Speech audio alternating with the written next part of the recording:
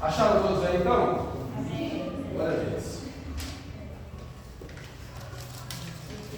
Vou precisar de alguém, alguém passe uma folha para a gente fazer uma lista de chamada? Senhor. Então a matéria vai começar com disciplina. Amém? Segundo o dicionário Aurélio, a palavra disciplina significa regime de ordem imposta ou livremente consentida, ordem que convém ao funcionamento regular de uma organização, relação de subordinação do aluno ao mestre ou instrutor, observância de preceitos ou normas, submissão a um regulamento, ensino, instrução, educação, conjunto de conhecimento em cada cadeira de um estabelecimento de ensino, matéria de ensino e etc. Definições do que significa disciplina, que é o assunto que a gente vai abordar nessa aula, tá bom?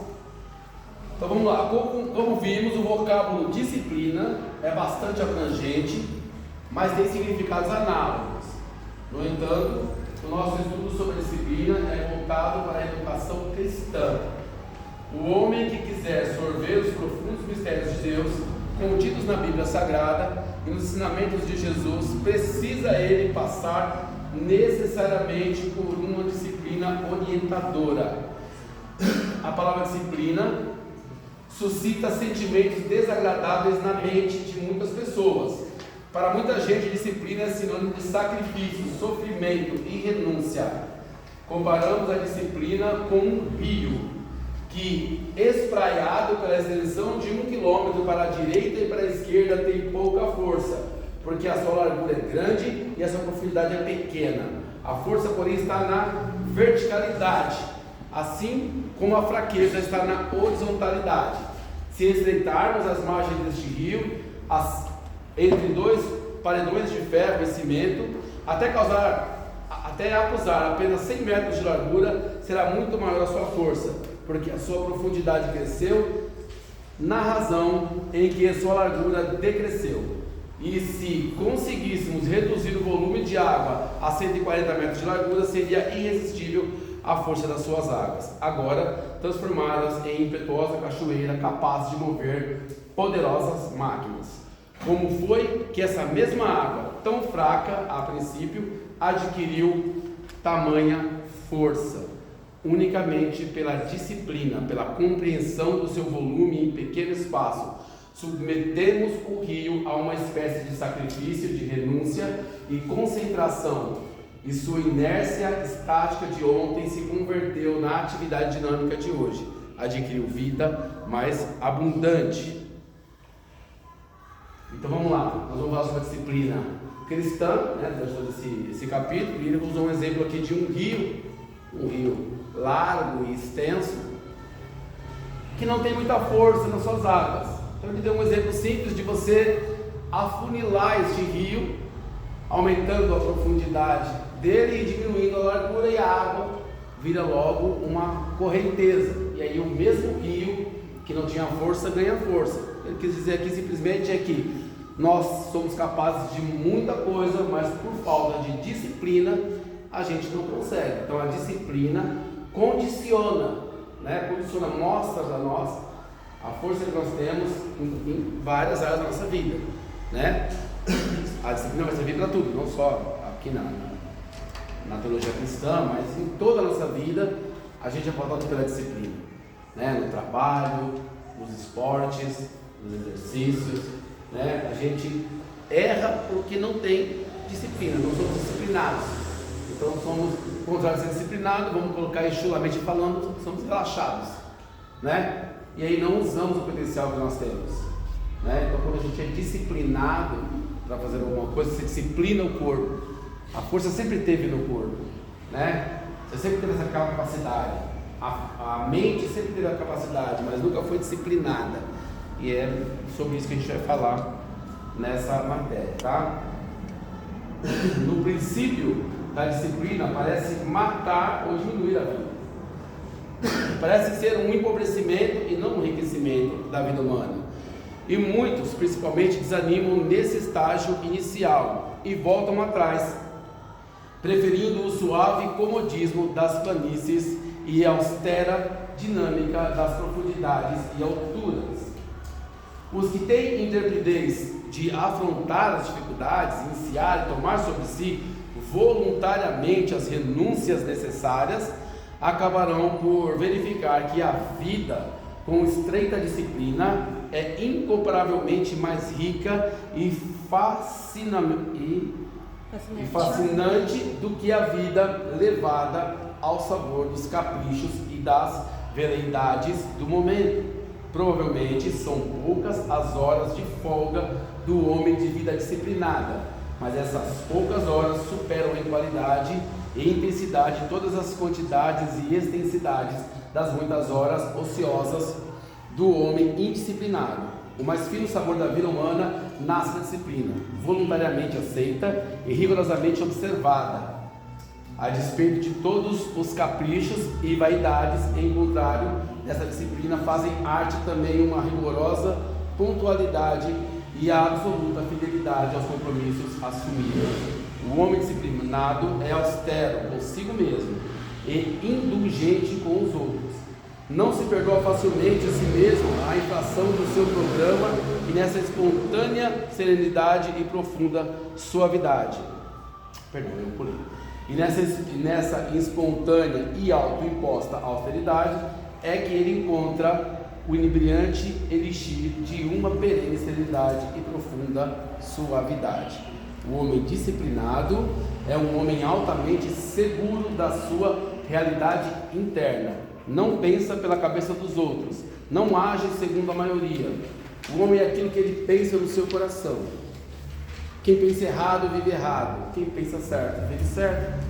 Meu ignoto leitor, teus pensamentos só podem ser certos se você harmonizar o teu ser com o ser supremo, Deus.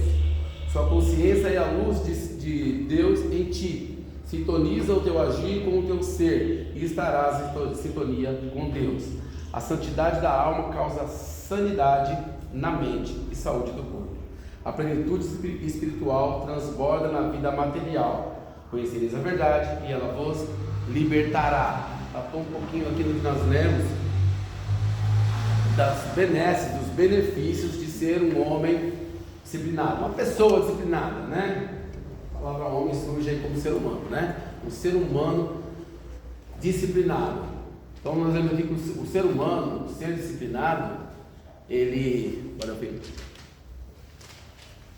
é austero, a palavra austero aí, ele é firme, né? Consigo mesmo, duro, consigo mesmo.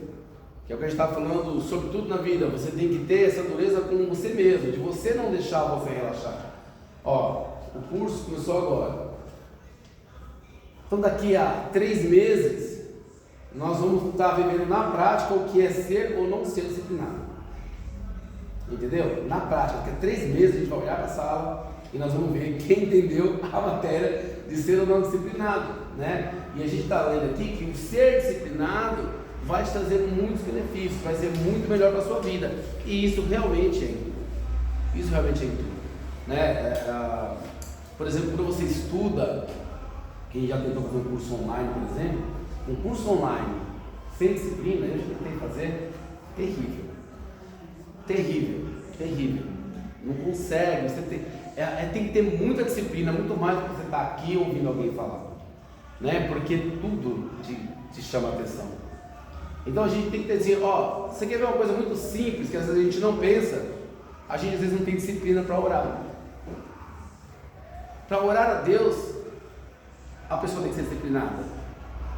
Porque se você pegar muitas religiões, você vai pegar, eu tenho amigos, tenho até parentes que nós somos muçulmanos, tenho amigos que são judeus. Se você pegar esse povo e olhar a disciplina religiosa deles, numa oração, não há quem afaste eles da oração. Não adianta, não tem comércio, não tem nada. É a hora da oração. Se estiver sozinho na loja, o cara fecha a loja e vai orar. Vai atendendo o cliente, ele pede licença. Você me dá licença porque agora eu vou ali rezar. Daqui a uns 5 minutinhos eu estou voltando. Disciplina total. Os cristãos, religiosamente falando, são o povo mais indisciplinado que existe.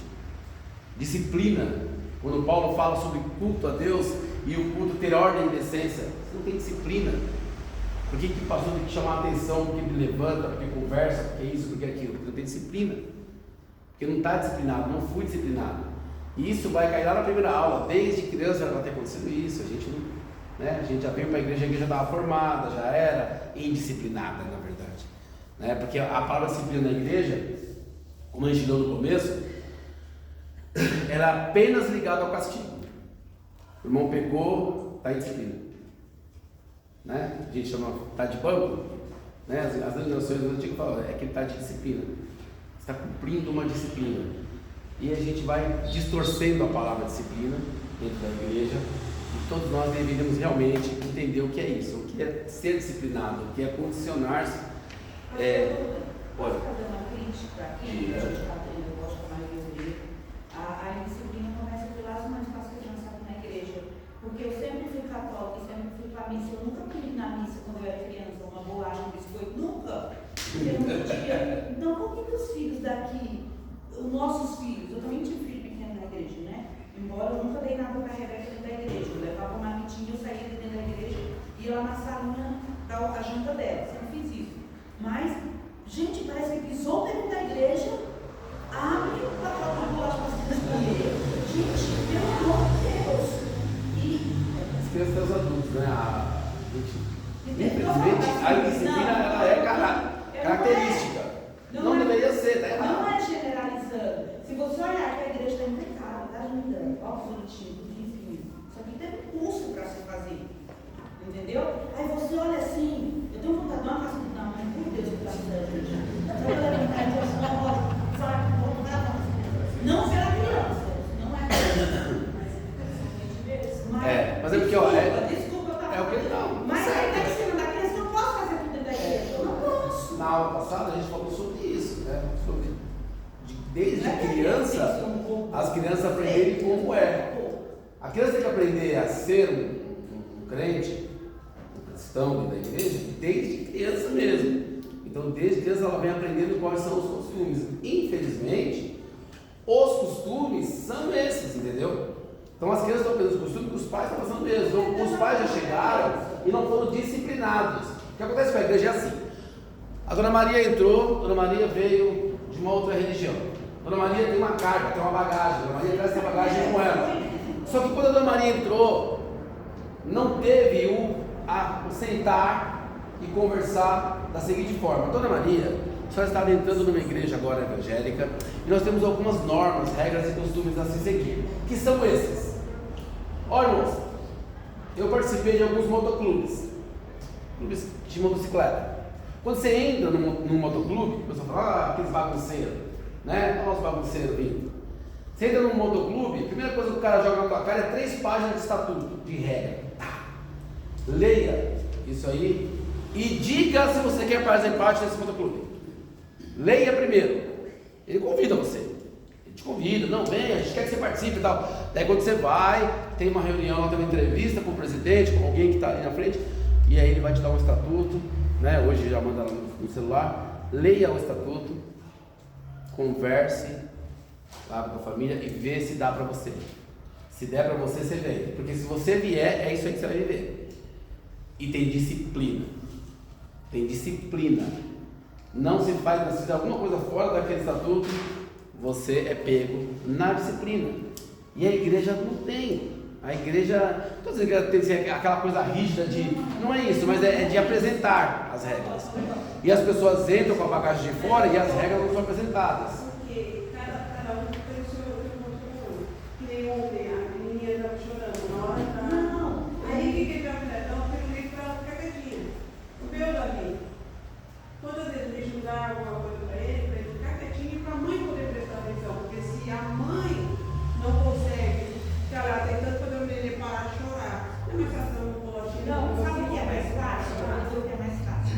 É mais fácil assim, às vezes eu vejo minha filha, a Rebeca, nasceu desse evangelho. Se a Rebeca chorasse, eu seria da igreja. Eu acho que é mais certo.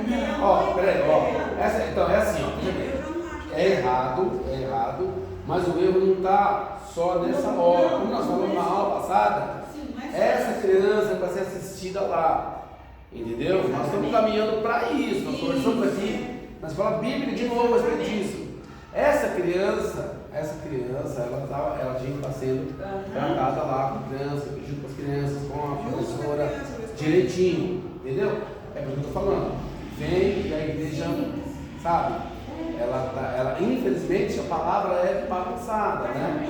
Então, nem a mãe, porque eu te falei, se a dona Maria se converteu e veio e o costume já era esse, ela não está fazendo errado. Ninguém chegou para a dona Maria e falou: dona Maria, não deu fruto do teu filho, entendeu? Porque até porque se falasse, a dona Maria podia fazer: eu não vou nem congregar aqui. Você não pode dar fruto do meu filho, mas é o certo fazer. Você não pode dar biscoito? Fale que não pode. Mas a raiz é lá atrás, é levar a criança certinho nessa linha, onde ela vai poder comer o biscoito dela sem atrapalhar, sem falar a linguagem dela. Mas isso é uma outra discussão, né? Uma outra discussão. Mas passa pela disciplina. Teria que começar, como eu disse, às vezes o problema é nem dar o biscoito, é a criança sujar e a mãe deixar sujo. Acaba o culto, é só você ao redor, não são só aí crianças. Adultos também deixam. Aí já passa da disciplina para o bom senso. Mas parece que tem mãe que deixa para dar na igreja. Se você observar, na hora que chega, o menino senta, já abre a lancheira. Então, mas é o costume, é o costume que já existe lá fora. Mas o costume já existe lá fora e traz para cá. Ó, presta atenção, não vamos fugir. Não vamos conseguir resolver o problema do pirulito do doce agora. Né? É um problema que foi apontado, existe mesmo, tem que ser resolvido, mas isso tem que melhorar, tem que aprimorar o Ministério Infantil. Precisa acontecer. Amém? Então, quando a gente viu no início, ó, tá vendo? O assunto só da criança já gera um incômodo. Mas por que gera? Porque eu tenho uma criança, né? Então, ó, eu tenho uma criança. Entendeu? Ó, meus tem duas. Opa, né? Então, mas eu falo aqui, ó, a disciplina no início, no começo, quando se fala de disciplina, sempre dói. E sempre parece que é ruim. Sempre parece no início, no início da disciplina pra gente, não parece ser bom, tá? Usando aí o exemplo do biscoito, é isso. Se chegar hoje e falar pra mãe, aqui no tempo não é para dar o biscoito do teu filho mais, tá bom? Se precisar dar um biscoitinho, não tem problema, você levanta, a gente não vai ter nenhum problema, você vai até ali. Quando fala isso pra mãe, vai doer nela, né? Mas mais pra frente, essa mãe vem ensinar, entendeu? Não, tá certo, eu fiz certo, eu peguei meu filho, fui lá, levantei, porque naquele momento não tinha uma escola bíblica, tudo tem um propósito. Mas disciplinar é isso. O achatamento do rio lá, se colocar o sentimento do rio, dói.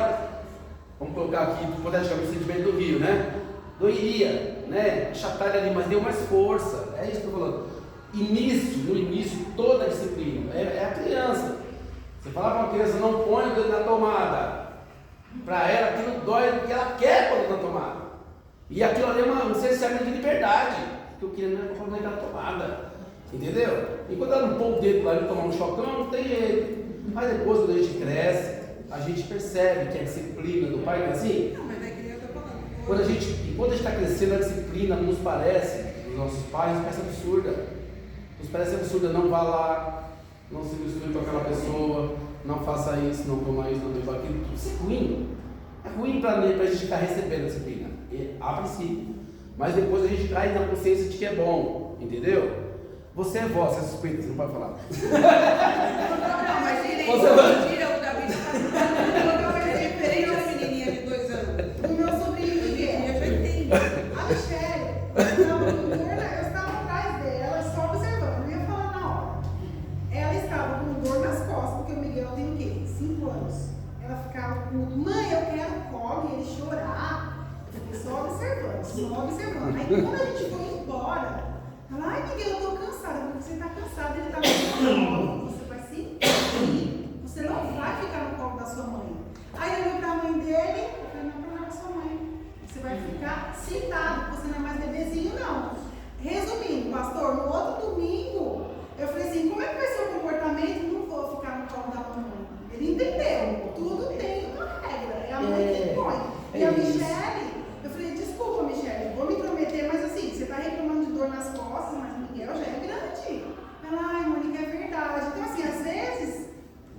estava aqui no dia da... Quem presenciou o dia que eu fiquei com as crianças ali fora? Alguém aqui presenciou? Você viu o que aconteceu aquele dia? Tinha as crianças ali, tinha umas 4, eu acho. Cara, tava tocando terror. Não tava, eu tava ali fora, ali, não dava para ouvir os meus pensamentos. Eram eles, o filho da Cris, eu acho, era o da Natália, era o Davi, é a turma, né? Ó. Era o Davizinho, era o filho do, acho que da Aline, tinha alguns ali, os pequenininhos, mas aí foi minha irmã lá, conversou, não sei o que, tal, não sei o que, nada, eu de mãe, não sei o que, nada, e a mãe primeiro, e nada. Aí eu falei, quer saber uma coisa? Eu vou ali. Meu filho, eu coloquei esses moleques sentados de um jeito, todo mundo, senta agora. Senta! E já botou as mãos olhar pra mim, né? E aí sentou todo mundo.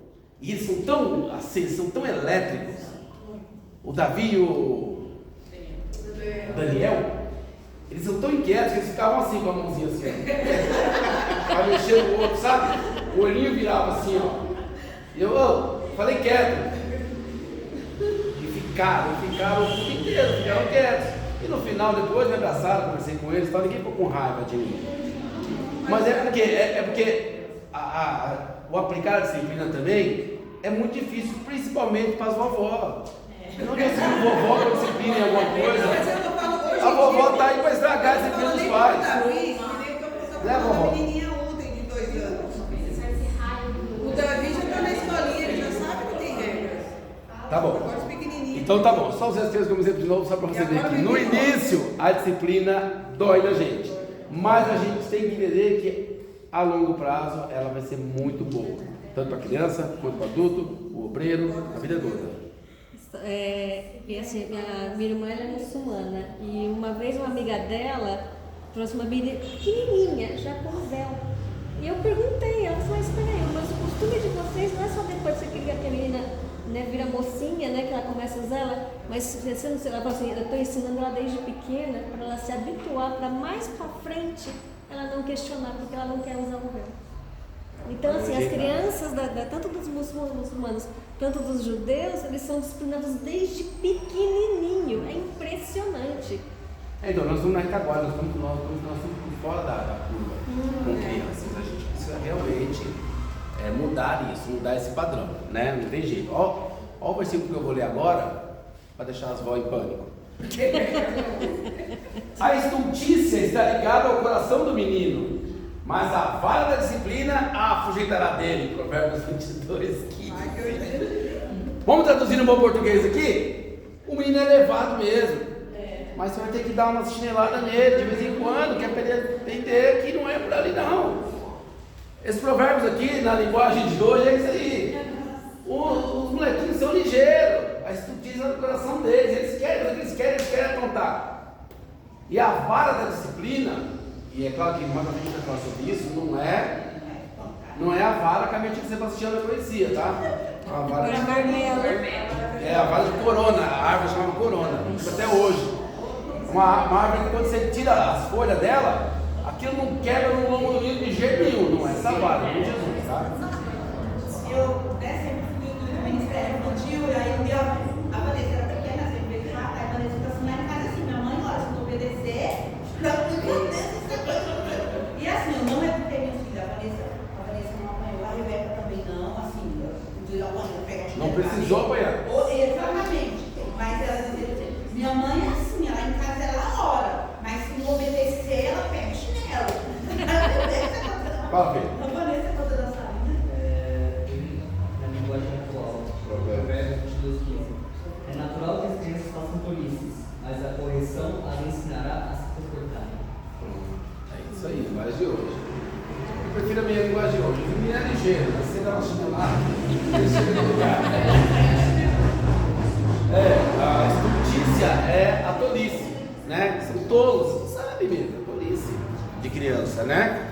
Agora, criança sendo criança é normal. O problema é que o adulto torna-se criança e não deixa fazer o que ele quiser, não dá, né? Precisa corrigir. Mas tudo isso daí vai da educação, né?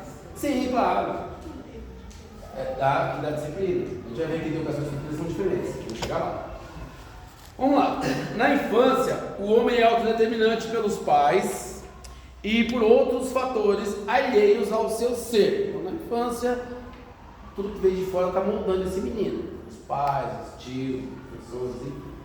Na adolescência, o homem tenta ser ego-determinante pela sua personalidade intelectual. Então, o rebelde sem causa, né? E aí depois, com a entrada da maturidade, o homem se torna autodeterminante sobre os auspícios, a sua individualidade espiritual, né?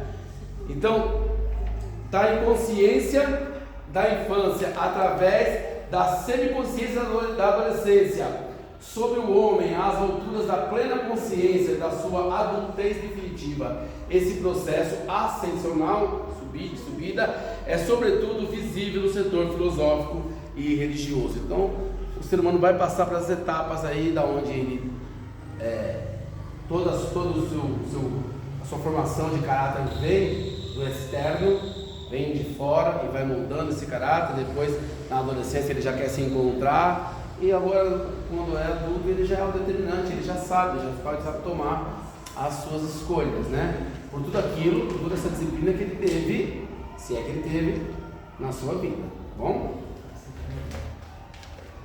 Pode falar. Achei um que se encaixa melhor com você. Provérbios 23. Ainda está nessa. 13. Não deixe de corrigir a criança, umas palmadas não me matarão.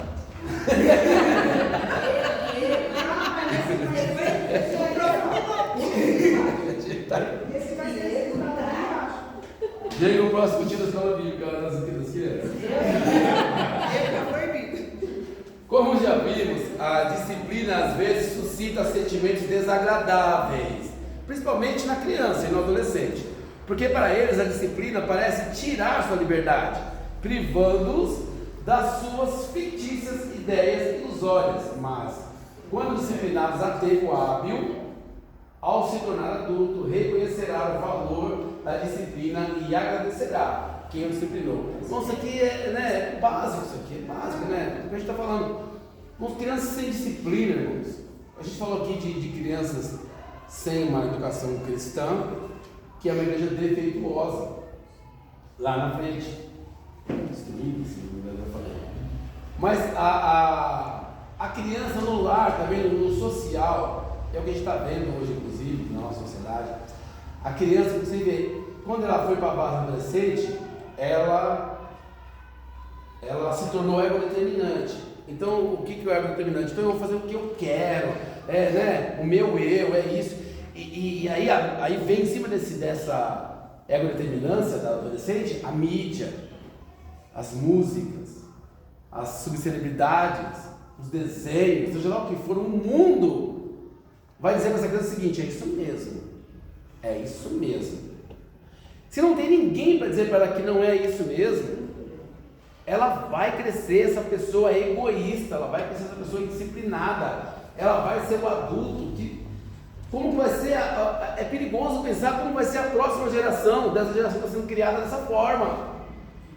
Entendeu? A gente brinca com vó aqui porque vó faz caprichos, né, de criança, mas uma vó que ama não é uma pessoa desleixada, não, toca fogo na casa mesmo que não tem problema, tem as suas limitações, né? É uma pessoa adulta, madura, que ama aquela criança, que ela pode ser menos rígida do que os pais, a gente faz essas brincadeiras, mas colocando um eixo, a criança tem que ter um eixo social, espiritual, e irmãos, não pode fugir disso. Eles por si mesmos têm esse eixo, essa ego-determinância. Preste atenção nisso.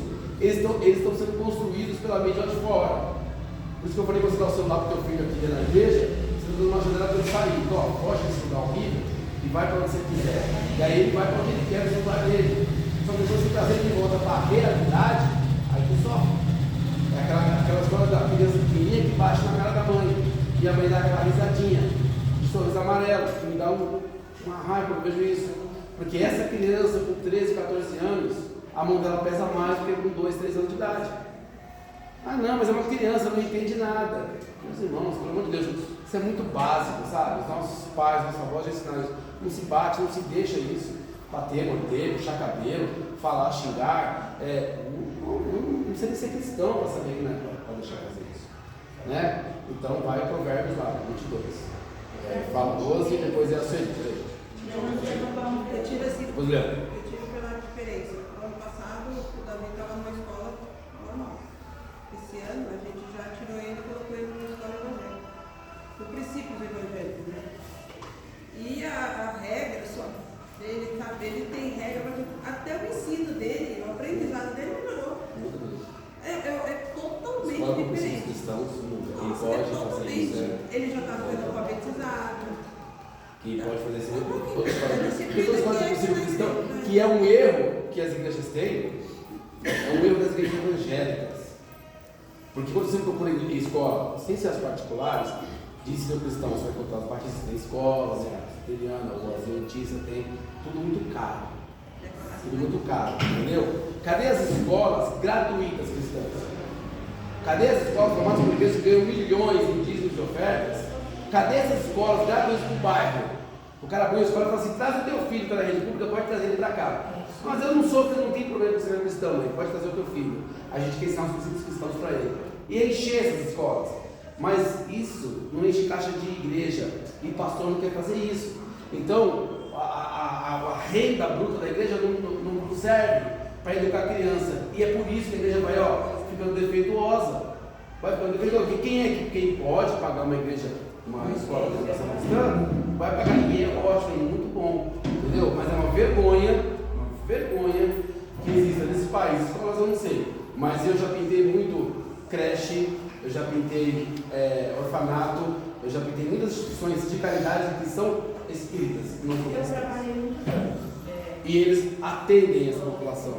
E aí, Assembleia de Deus, vamos falar da nossa denominação, Assembleia de Deus tão grande no Brasil, tão antiga, centenária, procure um trabalho desse calibre. Não tem. É uma EBD de férias, uma vez por ano, entendeu? Mas não tem.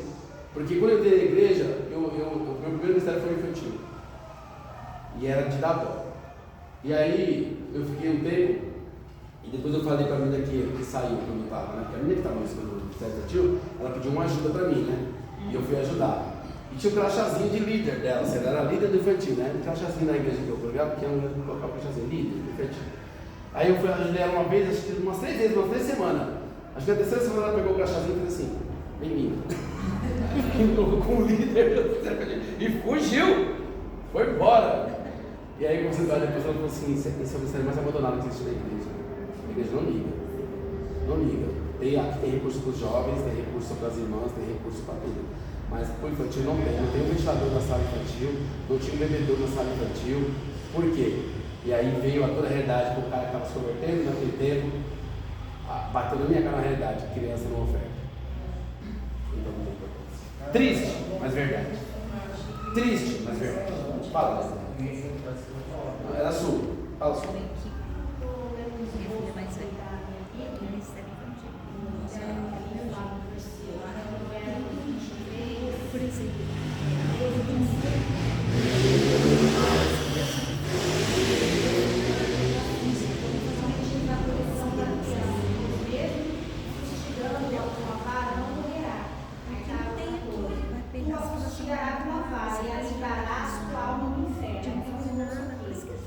Os hábitos equivocados, os daninhos, não corrigirão, certamente chegarão a ser mais. Pode continuar. Só está conversando aqui, eu estou te mandando. Certamente, me perdi. Os hábitos equivocados e daninhos não corrigidos em um menino, certamente chegarão a ser mais pervertidos quando esse chegar a ser adulto. Isso resultará em números incontáveis de perdidos para a eternidade. A correção apropriada não é abuso, é a declaração ao menino que os seus pais o amam o suficiente para o corrigir. O atual abuso do menino é que quando o menino é criado sem benefício da instrução e direção da Bíblia. Então quer dizer, é bem isso que a gente está falando mesmo.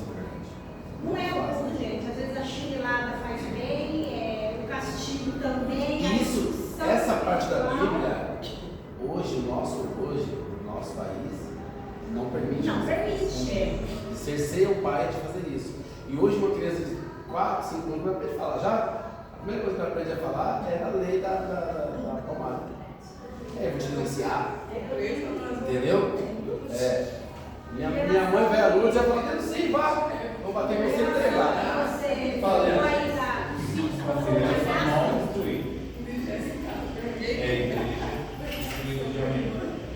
Fala, foi a minha fala. Tá. Em relação ao que você falou, das motos, que matou fogo na casa, lógico que a gente não vai deixar.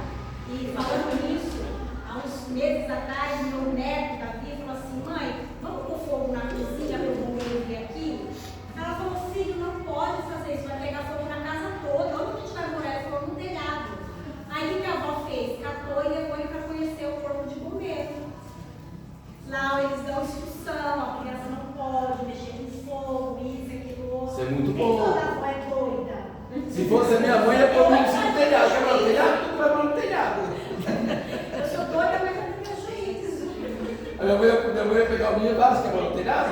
Aí colocar no telhado, só vai ter que cair. Você vai morar aí agora. Ó, é o que a gente leu, Sueli, tá vendo? A disciplina parece tirar a liberdade, privando a criança das suas fictícias ideias ilusórias. É isso. É criança fantasia mesmo. Né? Vive no fantástico mundo de Bob. E a disciplina vem para trazer para a realidade. A disciplina nada mais é do que isso. A disciplina para os adultos também é igual. Ó, você vai no... Eu descobri diabetes no ano passado. E aí vem uma nutricionista. Vai lá uma nutricionista. Aí chega lá, a mulher quer o quê? Te disciplinar. O que você come? Eu como isso, isso e isso. Quantas vezes? Está tudo errado. Você vai comer isso, isso. E é um sofrimento desde que eu descobri isso, que eu estou tentando disciplinar com isso e não consigo. Agora, será que ela falou alguma coisa de errado para mim? Será que ela falou alguma? Ela não falou nada de errado para mim. Você gosta de pizza? Adoro. Então você vai diminuir. A gente vira criança quando a gente não quer disciplinar a gente volta lá nos moldes infantis. Açúcar. Nunca fui muito fã de açúcar, mas sabe, disciplina. A palavra é só essa, você vai ter que se disciplinar na sua alimentação. É isso. Você vai ter que perder peso, você vai ter que controlar seu diabetes de qualquer jeito. Porque se você não se disciplinar, você vai morrer. É simplesmente assim, entendeu? E com essa ameaça, ainda é difícil. Com essa ameaça, não é isso? É difícil. Não tem como. É muito difícil a disciplina, não é fácil. A gente está aprendendo aqui que ela é necessária em todas as áreas da vida de criança. Castigo, que é diferente. Falamos de disciplina. Castigo, a palavra castigar vem do latim castigare. Vem de duas palavras latinas, castum, casto ou puro, e agere, ou agere, fazer ou agir. De maneira que castigar, castum, agere, quer dizer purificar. E a palavra castigar só deveria ser usada no sentido de disciplinar, o que infelizmente nem sempre acontece. A palavra castigar é usada por nós de uma maneira errada. Toda e qualquer punição que não tenha esse caráter de verdadeira castigação ou purificação é imoral e incompatível com a vontade de Deus. Deus não pune ninguém por vingança, mas castiga seus filhos para melhorá-los. Quem pune alguém só para fazê-lo sofrer, comete um ato imoral e covarde. Toda e qualquer punição, para não ser imoral, deve ter um caráter de castigo, purificar, educativo, pedagógico e disciplinar, tá? Então, isso é legal. Castigar, que palavra terrível, não, de castigar, para de castigo. Então, ó, castigar, tornar puro. Castigar é purificar, né? Então, tornar casto, tornar puro. Então, toda vez que uma pessoa um pai vai castigar um filho, o intuito tem que ser a melhoria daquele filho. Porque você já deve ter ouvido, os mais velhos principalmente, os mais novos ouviram dos mais velhos, aí de outra geração, a seguinte frase: eu te pus no mundo, eu te tiro dele. Eu pus no seu pescoço. Eu te pus no mundo, eu te tiro dele. Isso não provém de Deus. Isso é vingança, isso é ódio. Que pai, aquela mãe que quando está batendo no filho, o filho aprontou mesmo, merecia a vara, como a Bíblia falou. Só que no momento que o pai e a mãe estão batendo, ele está ali descontando. A mãe está batendo, imaginando o pai que faz ela sofrer. O pai bate imaginando o chefe que vive no pé dele. Sabe? A mãe bate quando chega do trabalho, imaginando todo o dia estressante que ela teve, tudo que ela teve, toda aquela raiva, aquele estresse, ele é descarregado naquela criança. Isso não é o castigar que nós estamos falando. Porque isso não leva a criança a nada, a não ser odiar o pai. É muito difícil. Eu fui um cara que eu apanhei demais. Eu apanhei muito. Muito. Eu apanhei assim. Eu apanhei com cabo de vassoura, com fio, com ferro. Quem é mais velho que lembra que o ferro ele tinha um fio que saía. Não era esses fiozinhos, era um fio que era 2 tomadas, né? Aquele fio que quando você pega e dobra. Eu apanhei com aquelas cordas que você bota no pé, no rodapé do tapete. É uma corda de nylon. Chamava de cordinha verde. Era um acabamento verde que minha mãe trazia da casa das patroas. A minha mãe trazia metros daquilo e cortava em pedaços de 1 metro, desfiava a ponta e batia. E a gente escondia, jogava aquilo no mato, ela parecia com folha dobrada. A gente batia com essas varas de corona que eu falei que é uma árvore. Meu Deus do céu, esse pano não quebra por nada. Por nada. Então assim, eu apanhei de mangueira, de jardim. Então, era uma geração que tinha na mão. Né? Se você correr, você vai pegar essa cadeira e pum, igual aquele meme que tem, sabe? Tum, pegava o menino longe, aí ela ia lá e acabava de arrebentar. Era esse a ideia de castigo que eles tinham.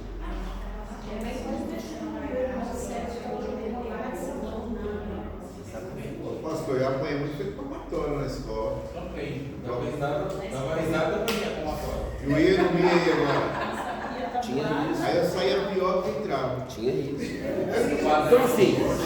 Então assim, existia isso, por isso, aí a gente estava fazendo essa lei, então, é pra gente evitar isso. Porque justamente os exageros é que leva a ter que fazer uma lei para defender um filho de uma mãe. Você sabe de uma coisa dessa. Mas tem que fazer uma lei porque as mães estavam matando crianças mesmo.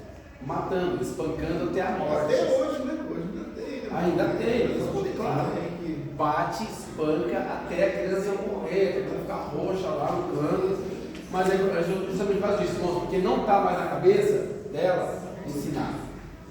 Às vezes, no meio de uma surra, se você parar, se você tivesse o poder de parar a cena e perguntar para a pessoa, para a mãe, o que estava batendo? Nem lembra mais. Porque já entrou todo esse sucesso de fala, já entrou todo já. Essa é muito perigoso. É muito perigoso. É muito Isso é perigoso. muito triste porque, assim, hoje em dia tem mulheres que apanham porque a disciplina do menino, quando era pequena, era apanhar. Então, ele entendeu que apanhando ensina. Então, muito acontece com os esposos. Passou. Porque essa criatura é um adulto tocador. Exatamente. Vai passando de geração em geração. O ciclo vai se quebrando muitas vezes. Eu por exemplo, quando tenho filho, eu pensava dessa forma, eu não vou bater. Para bater, o cara vai ter que ter merecido. Porque eu não vou bater de maneira alguma. Entendeu? Graças a Deus, nunca bati. Nunca sei bater. Sempre. O Diego foi um menino fora da curva. Sempre foi muito comportado. Sempre. Não deu até hoje, né? Até hoje, ao menos Deus pertence, até hoje. Não pode elogiar muito, né? Pode elogiar muito, né? Mas até hoje não deu trabalho. E isso é uma coisa muito rara, muito boa de se dizer.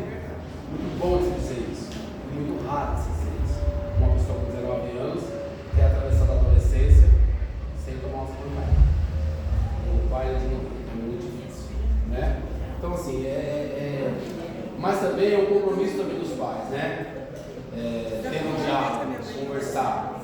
Porque a conversa tem que vir primeiro. Quando a Bíblia fala da vara da disciplina, é claro que é com uma pessoa que já não teve mais, não teve mais argumentos. Eu acho que a disciplina melhor que tem é a disciplina, bastante conversa, ensinamento. Exatamente. Espancar vai deixar a criança mais rebelde. Então, Eu acabou de dar exemplo. E agora, que as crianças estavam pegando, chegou com isso, eu passar com ela. rigidez. É que o problema, por que chegou nas surras? Porque é claro, eu também não falo, mas nossa, eu não mereci nenhuma surra. Eu creio que eu mereci todas. Eu mereci cada surra que eu tomei. Eu acho que eu nunca tomei uma surra. Ela pode ter exagerado na dose. Mas. A minha mãe podia chegar em casa e começar a bater. E se eu perguntasse o que eu estava apanhando, ela fala assim: eu não sei, mas você deve saber. Eu não sei quando eu te bater, mas você sabe que você está apanhando, tá? E vai apanhar até começar. Porque a gente aprontava muito mesmo, né? Então e não tinha não tinha duas palavras. Essa é a diferença. A criação de antigamente, meu pai, minha mãe, não tinha duas palavras, não tinha que dizer eu chegava assim, filho, não pode fazer isso e ele tem mais de sentar de novo. Olha, vamos conversando sobre isso e tal, olha, e tal, e conversar, isso aí resolve mesmo, né? Mas não tinha, isso no passado não tinha, né? Não era a primeira vez que falava, não, olhava torto e depois já batia. Bom, nós aprendemos o quê? Castigar, tá? É isso, né? Ó, castigar, tá? Purificar, tá bom? Purificar. Então é isso que deveria ser a palavra castigar. Então é lamentável que haja no cristianismo muitos pregadores de um Deus vingativo, irado e à procura de defeitos nas pessoas para puni-las. Se Deus castiga alguém, não é por ira e nem por vingança, mas tão somente por amor. Às vezes, Deus é demonstrado no Antigo Testamento como um Deus irado e vingativo, mas isso acontecia por causa da cultura do povo daquele tempo. Deus trata com o homem de acordo com o que é o homem, e não de acordo com o que ele, Deus, é. Um pai não trata uma criança de acordo com a sua maturidade, mas de acordo com a ignorância ou inocência da criança. É lamentável saber que a maioria dos ateus um dia foram cristãos. Mas por que sair do cristianismo para o ateísmo? Simplesmente porque o cristianismo que lhes foi ensinado não foi o verdadeiro cristianismo. Por isso se converteram ao ateísmo. Então, quando ele fala que, olha, o Deus que é apresentado muitas vezes para as pessoas é esse Deus vinga, e nós fazemos isso com os filhos muitas vezes. Olha, Deus, e aí, né? Dia, né? Faz isso com a criança, faz isso com a adulta, faz isso com o preso. E na verdade nós temos um Deus que ele sim castiga, dentro desse verbo que nós vemos aqui, né? Mesmo latim. Para a purificação, para que você possa melhorar, ele permite, ou até envia este castigo, para que possa purificar essa pessoa, no caso de Israel, aquela nação, para trazer de volta para ele, nunca para destruir. O castigo de destruir sempre foi para os ímpios, né? Castigo de destruição. Israel teve ameaças de castigo nesse sentido, mas é porque realmente já foi rejeitado, é uma outra coisa. Então, o Deus que nós devemos apresentar não é um Deus vingativo. A gente quer falar muito de inferno e pouco de céu, né? A gente quer ameaçar as pessoas que elas vão para o inferno, em vez de falar dos benefícios que existem no céu, né? É mais fácil falar do inferno, mais fácil colocar medo nas pessoas. E o Evangelho não é isso. Quando as falas de Jesus, você vai perceber os discursos de Jesus, ele não fala sobre por medo.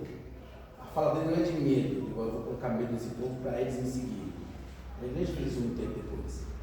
Mas Jesus fala de amor, Jesus fala de um pai amoroso. Na palavra do filho pródigo que eu preguei no domingo, aquela palavra, se fosse de um Deus vingativo, seria a morte daquele menino, né? Seria matá-lo. Na cultura judaica, inclusive, eu vi uma vez uma ministração, ou foi um estudo com o Rodrigo Silva, e ele falou na cultura judaica, eu achei bem interessante assim, que ele contou para o domingo essa parábola e ela não aceitou.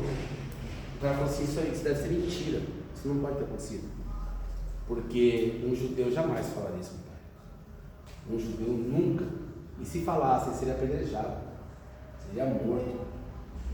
Tamanho é o pecado daquele menino, tamanho, o que Jesus demonstrou naquela palavra, simplesmente amor do pai para o filho, amor do pai que queria o filho de volta, né, que esperou para aquele filho voltar, mas que permitiu ele ir, que foi um castigo, que purificou aquele menino e voltou, né? Então é assim que Deus age, não podemos apresentar esse Deus vingativo. Aí quando o povo hebreu falou para Moisés assim, Deus só falava com ele, não falava com o povo. E aí Deus mandou o povo ir ao pé do monte, né, ali ao monte. Deus ia, mas o povo viu o poder de Deus, aquilo ali foi um castigo ou foi uma disciplina de Deus? O castigo veio quando ele matou todos os outros. Se você continuar a leitura, você vai ver que muitos morreram. Porque aí o povo viu que realmente não dá para falar com Deus, falou, fala e com Moisés, nós. E o castigo não foi nem para quem morreu naquela passagem, foi para quem ficou vivo. Quem morreu, morreu. Foi afastado. Foi a pena de morte. Mas quem ficou vivo, imagina o castigo de uma mãe ver um filho morrer. Entendeu? Entendeu? Esse lado não tem que andar. É aqui que tem que ficar. Entendeu? Vamos lá. Então muitos ateus se convertem ao ateísmo justamente porque conheceram esse Deus, leram sobre esse Deus, não entenderam esse Deus, e aí disseram, eu não quero ser esse Deus. De maneira alguma. Esse Deus aí é ruim, ele é mau, ele não é amor. O grande cientista Voltaire, não sei porque colocar cientista, Voltaire não era cientista. Voltaire era escritor, era filósofo, mas não era cientista. Voltaire, criado num ambiente cristão, se tornou a descrença, dizendo que só poderia crer num Deus que pudesse sinceramente amar, mas que o Deus do cristianismo, quer dizer, do pseudo-cristianismo por ele conhecido, não era amável. Um Deus assim não se podia amar, nem apropriadamente odiar ou temer, mas simplesmente ignora como não existente. O ateísmo é filho legítimo de um falso cristianismo que inventou um Deus monstro. O nosso profundo senso moral nos faz saber que o fato de fazer sofrer alguém um mal feito sem nenhuma intenção ou possibilidade de melhorá-lo é intrinsecamente mau e perverso, resultado de um sentimento imoral de vingança ou sadismo. E, no entanto, é precisamente essa ideia que alguns teólogos têm de Deus. Esse mesmo Deus que eles proclamam como sendo a personificação da justiça, bondade e amor, Deus, o castigo físico só deve ser executado quando a criança cometer o mesmo erro por várias vezes, e mesmo assim deve ser feito com amor e não com ira, sempre fazendo a criança entender que isso é para o seu próprio bem. O pai castiga totalmente seus filhos, não está fazendo inimigos, mas aquele que os castiga com leveza e amor está fazendo um amigo. O conselho da Bíblia não falha. Fiéis são as feridas pelo que ama, mas o beijo de que odeia são enganosos. Provérbios 27 e 6. Amém? Ficou dúvida nessa parte? Sobre o castigo? Tranquilo? O homem disciplinado obedece à lei como quem ama. Essa parte é bem interessante, irmãos. O homem disciplinado, que entendeu que nós trouxemos até agora, ele obedece à lei como quem ama, e não como quem deve, ele compreende que a essência da lei pode ser amada. Ama. Ele aprende a amar a lei. Ele aprende a amar. Ele é disciplinado. Ele não faz por obrigação. A gente vai aqui se reconhecer. Quando a gente fala, e aqui tem um grupo de obreiros, quando a gente fala do que você faz na igreja e por que você faz. Por que você é pastor? Quando eu fui para ser consagrado, eu passei por uma sabatina de pastores e me perguntaram: por que você quer ser pastor? O que é ser um pastor para você? Então, essa pergunta ainda é boa. Por que você quer ser pastor? Por que você quer ser uma missionária? O que você é? Por que você quer ser uma obreira, um diácono, um cooperador? O que você vê nisso? Você tem amor por isso? Porque o que a gente vai ver agora é que fazer por obrigação é muito ruim. Não traz benefício nenhum, nem para você e nem para as pessoas para quem você está fazendo, qualquer coisa que seja. Então, o que é? A obrigação? Agora já aceitei. agora a faca está no pescoço já. Agora já entrei, não tem como sair. Né?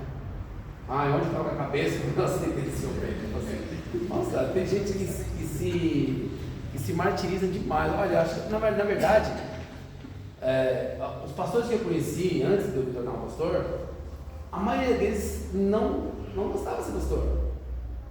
Eu falava que eu queria ser pastor. Ele falava, você não pode desejar isso. Você não pode desejar. Eu nunca quis. Eu nunca quis. Ó. Deus me colocou aqui, mas eu nunca quis.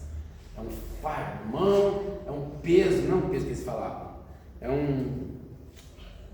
É um preço alto que a gente paga. Eu ouvia muito isso.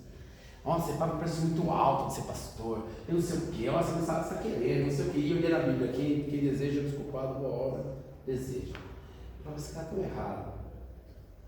Eu quero ser, mas estou falando que é bom eu querer ser. Agora, claro, vem os encargos que vêm com o cargo, eu preciso saber antes de aceitar. Aqui ninguém vai para uma vaga de emprego, aí chega lá, a pessoa fala para você, olha, eu quero te dar este emprego. Tá. Aí você, eu estou precisando, eu quero. A pessoa fala, não, mas você vai ter que varrer esse chão inteiro, entendeu? Você vai lavar todos esses azulejos aqui. Não, eu quero. E você vai também varrer aquele pátio lá fora. Não, eu quero ter essa cabeça, tá só eu preciso, eu quero aquele salário, né? E seu salário vai ser tanto, você vai pouco, mas fala, não, eu estou pronto. 3 dias depois você está numa rodinha de funcionários, porcaria de trabalho, do inferno, que é esse lugar. Nossa, que lugar horroroso, esse patrão desgraçado, explorador, que não sei o quê. Isso aqui não foi a porta de Deus, não, isso foi coisa do inimigo na minha vida. É porque você não parou para ponderar. Quando Jesus chama para seguir ele, irmãos, não, Jesus quer que a gente siga ele, quer. Mas ele nunca escondeu o que é ser um seguidor dele. Quando os caras vão, eu vou seguir, ele fala, você quer me seguir? Primeira coisa que você tem que saber, eu não tenho nem casa. Você quer me seguir? Ele fala, eu não tenho nem casa. Já fica sabendo disso, tá? Um travesseiro para botar a cabeça, eu não tenho. Então me seguir, já fica logo esperto, que você vai ser igual eu, sem casa. Você vai andar. E aí ele começa a colocar, assim, você tem que fazer conta.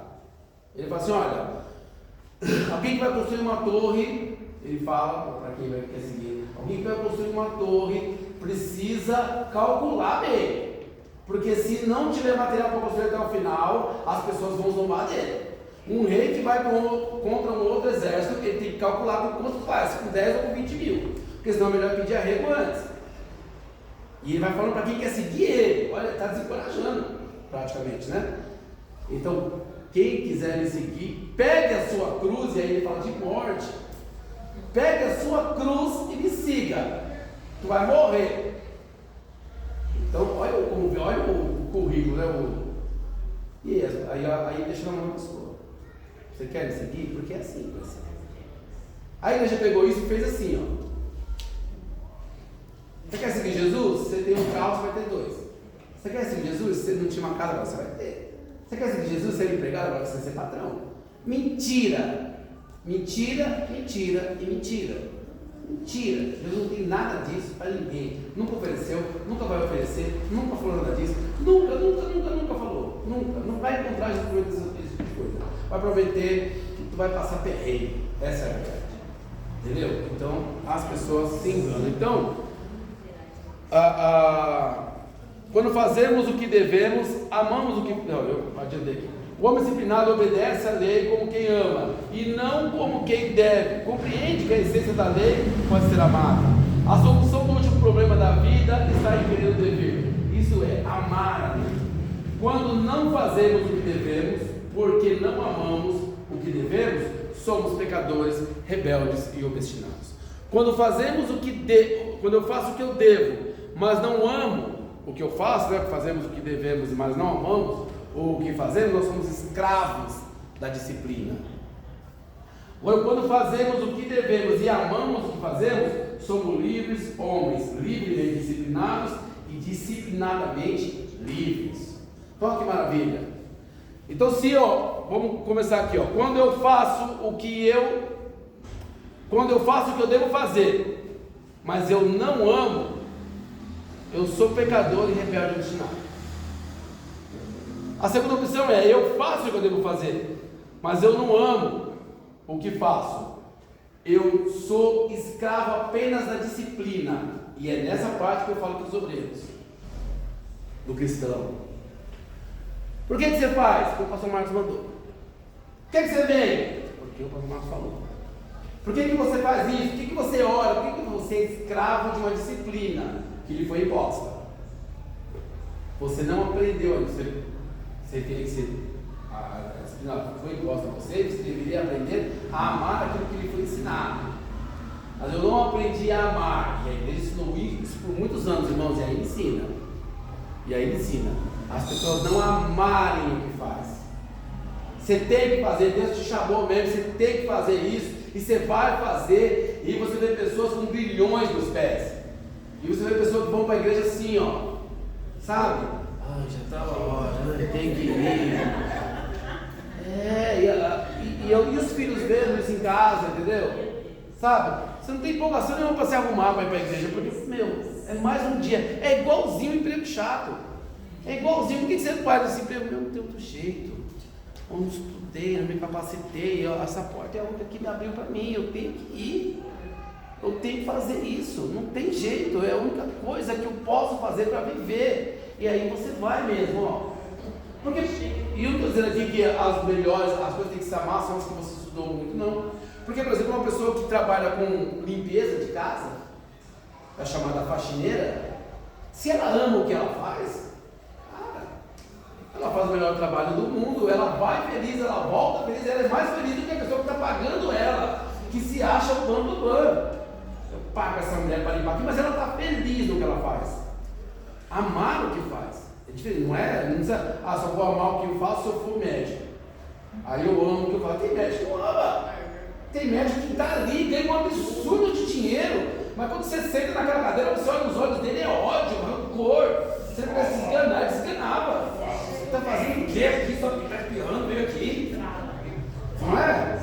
E bravo, nervoso. E as diferenças de quem vai para um bom profissional, que você sente que o cara quer fazer a sua vida, e conversa, e não sei o quê, e, sabe, e te trata bem, você sabe. Então, porque é uma pessoa que ama o que faz, os professores é igual. Professor de sala de aula que não ama o que faz. Tinha um professor que a gente ia para aula sexta-feira, e ele chegava na sexta-feira e ele olhava a gente assim e falava assim: não acredito. O que vocês estão fazendo aqui? Eu falava para a classe. Aí ele olhava na janela: olha lá, os caras no samba, olha lá. Todo mundo no samba lá. E vocês aqui? Professor de geografia. Eu não acredito. Vocês vêm? Eu tenho que ficar aqui. O amor que ele fazia, entendeu? O professor que ama o que faz, ele se entristece e joga uma sala vazia, porque ele preparou mal. Porque o que não ama, ele pega lá o material dado, ele vai para lá, é mais 4 horas com aquelas pestes, vai ter o sinal, tchau. O cara que ama, ele fez uma aula em casa, ele preparou, ele conhece o meu nome, ele sabe a dificuldade, ele sabe qual que ele fala daquele jeito, então ele ama o que ele faz. E a igreja não é diferente, meus irmãos. Você é diácono na igreja, você chama você um diácono na igreja, o diácono é aquele que serve. E às vezes você não serve para nada.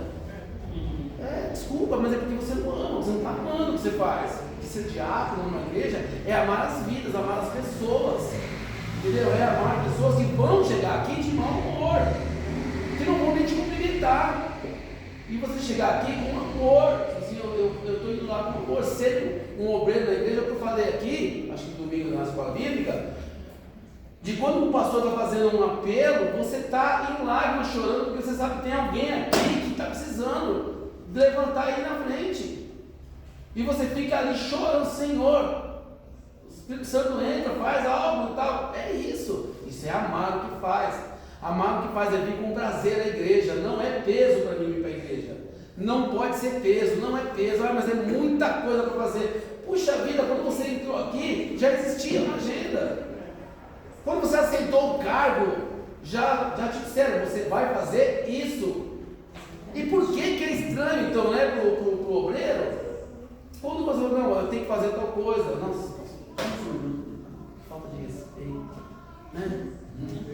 Sabe, a gente entende que porque no segundo detalhe vai entrar a disciplina que a gente está falando, nós temos que disciplinar os cultos, acaba na hora, não tem que ficar passando mesmo. Estou falando aqui daquela pessoa amarga que se o Espírito Santo quiser falar 10 minutos depois do culto, ela não vai ouvir. Ela vai falar assim: Espírito Santo, você tinha até 9 horas para falar, você vai querer falar 9h15? Fala domingo que vem. Domingo que vem eu te ouço. Hoje não, já passou do horário. O Espírito Santo quer falar, hoje não, desculpa, mas o senhor sabe muito bem que eu cuido até as 9.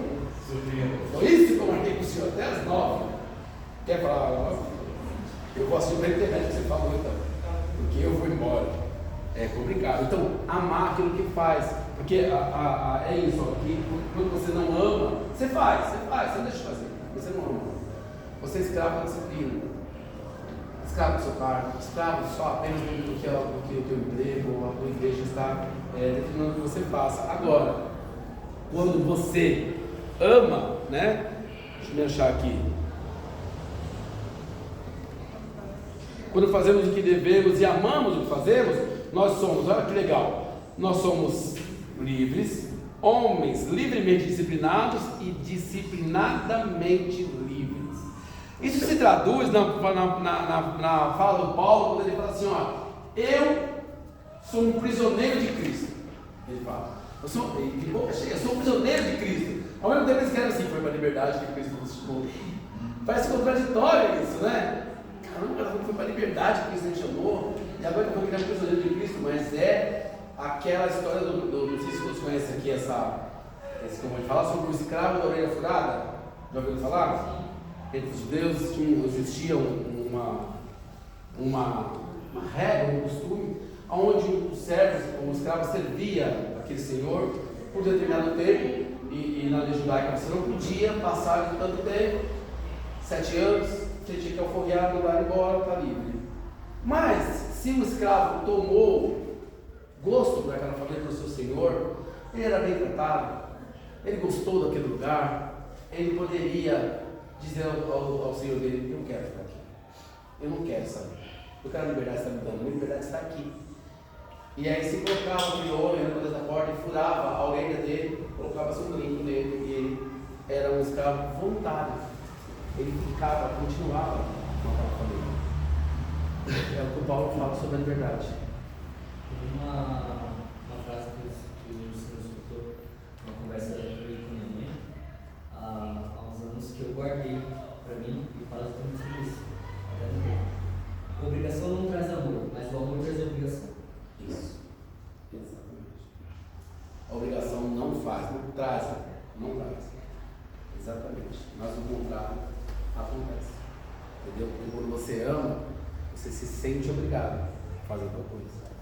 A gente teve uma discussão dessa aqui, uma vez eu falando de perdoar, não sei o quê, e nos debates desse eu falei: a gente perdoa, quando a gente perdoa é porque a gente já ama. Ninguém perdoa sem amar. Então o perdão já está vinculado ao amor. Quando você perdoa é porque você já ama a pessoa. Por isso que Deus nos perdoa, né? Porque ama. Se não amasse, não ia perdoar. Não tem que amar. Quem ama, perdoa. Quem não ama, não perdoa. Essa passagem aí do escravo da orelha que você falou, era um costume, né, da época. Depois dos 7 anos a pessoa ia se tornar. Aquele furo lá é uma marca, né? É como se fosse uma marca que eles colocavam para que quem visse ele sabia que ele pertencia, não tinha um dono, né? Voluntariamente. É hoje, né? Quem se serve a Cristo, né? Com vontade de coração, é a marca de Cristo na nossa vida. E quem nos vê lá no mundo sabe, né? Ele vê algo diferente na nossa vida. É a marca de Cristo. E a marca de Cristo no cristão é exatamente o amor. O que diferencia o cristão não é o costume, o jeito que se veste. Já aconteceu isso nas igrejas, mas isso era equivocado também. Porque o que deve diferenciar o homem de Deus é o amor que ele sente pelas almas, pelas vidas, é a maneira como ele se comporta, o amor, é a marca de Cristo. Verdadeiramente cristã. A pessoa pode, quando você está agindo bem, quando você está com Deus mesmo, irmão, você pode ver, as pessoas elas olham para você e elas falam mesmo. E é muito bom você tem algo diferente em você, sabe? Eu percebo algo diferente em você. E aí, e você às vezes você não sabe, mas é essa marca de Cristo. Normalmente as pessoas perguntam se é crente, né? Exatamente. Mas é isso. É a marca de Cristo. Bom, vamos lá. Só quem ama o que deve, faz o que ama, que é ao mesmo tempo bom e feliz. Toda a bondade consiste em cumprir o dever com júbilo e alegria. Toda a bondade feliz consiste em amar o dever, cumprindo jubilosamente, com impulso interno, o que outros cumprem repugnantemente com impulso externo ou com compulsão externa. Mas esse amor ao dever da lei é filho de uma grande compreensão. Não se pode amar sinceramente se não compreende a verdade daquilo que se ama. Conhecereis a verdade e ela vos libertará. Conhecimento perfeito vem do amor, porque o amor é a mais alta razão. O homem integral, altamente educado, na consciência do ser, é um sábio, mas não despreza os ignorantes, né? Então, não se pode amar sinceramente se não compreende a verdade daquilo que se ama. Isso é muito importante. E isso eu falo aqui exaustivamente na igreja. Você não quer conhecer Deus e ainda quer dizer que ama Ele. Você não quer conhecer Jesus.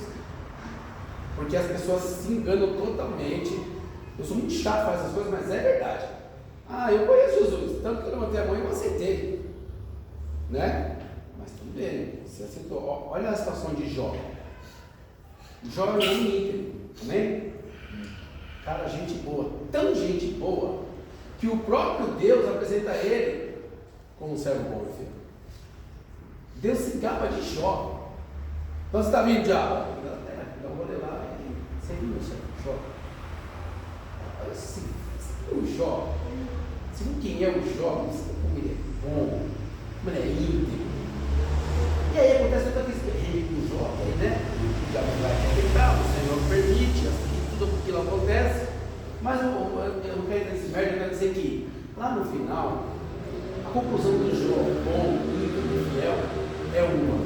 Chega a Deus e fala assim: Senhor, eu te conhecia de ouvir falar, mas hoje eu conheço de contigo. É muito diferente.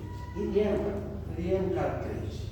Ele fazia os rituais. Ele ofertava lá, ele fazia o sacrifício para os filhos. Se acaso tivesse pecado,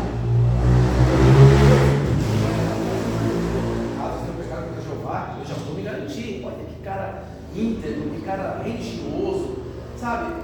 Mas faltava conhecimento. A gente só vai conhecer o sofrimento dele de caminhar com Deus lá na frente, que ele começa a se questionar o Senhor, ele bate boca com Deus, e Deus bota ele no lugar dele, e aí ele fala: agora eu sei quem é o Senhor.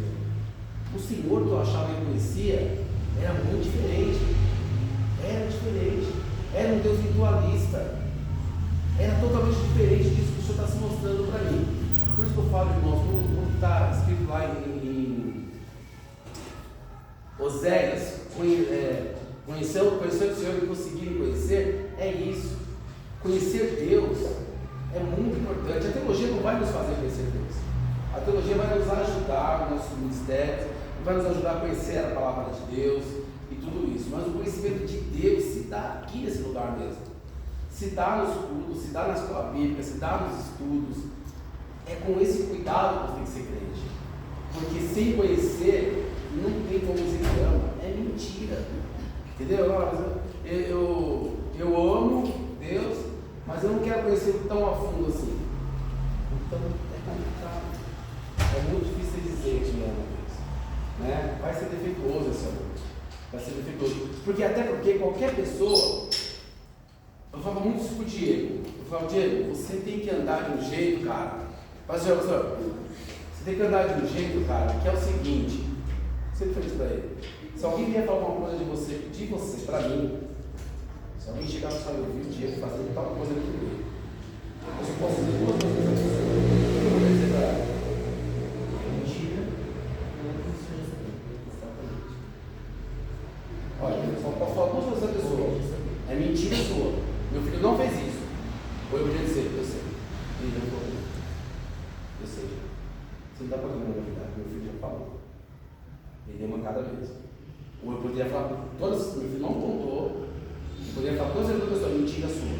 Não, eu vi. Não vi.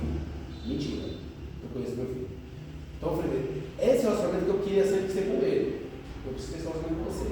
As pessoas vêm falar uma coisa de você, pra mim, eu só posso ter essas duas respostas. Só essas duas, filho. Eu não posso ficar surpreso, eu não posso ficar. Eu tenho que falar assim, olha, é mentira ou eu já sei. Por mais absurdo que seja o que ele veio me falar. Eu já sei. Ele já ligou, nós já conversamos sobre isso. Nós estamos resolvendo. Entendeu? E se o seu relacionamento com Deus também não é assim, qualquer pessoa te traz dúvidas sobre o Deus que você serve. Se o relacionamento não tem essa confiança, as pessoas trazem dúvidas e eu fico, será que ele fez mesmo? Será que ele é assim mesmo? E agora? Entendeu? Então, assim, o relacionamento com Deus tem que ser assim também. Você sabia que Deus... Querido, não. Impossível. Você está falando de Deus, é impossível. Ou, você sabia que Deus sei, já percebeu isso? Isso é o que você está falando. Certinho.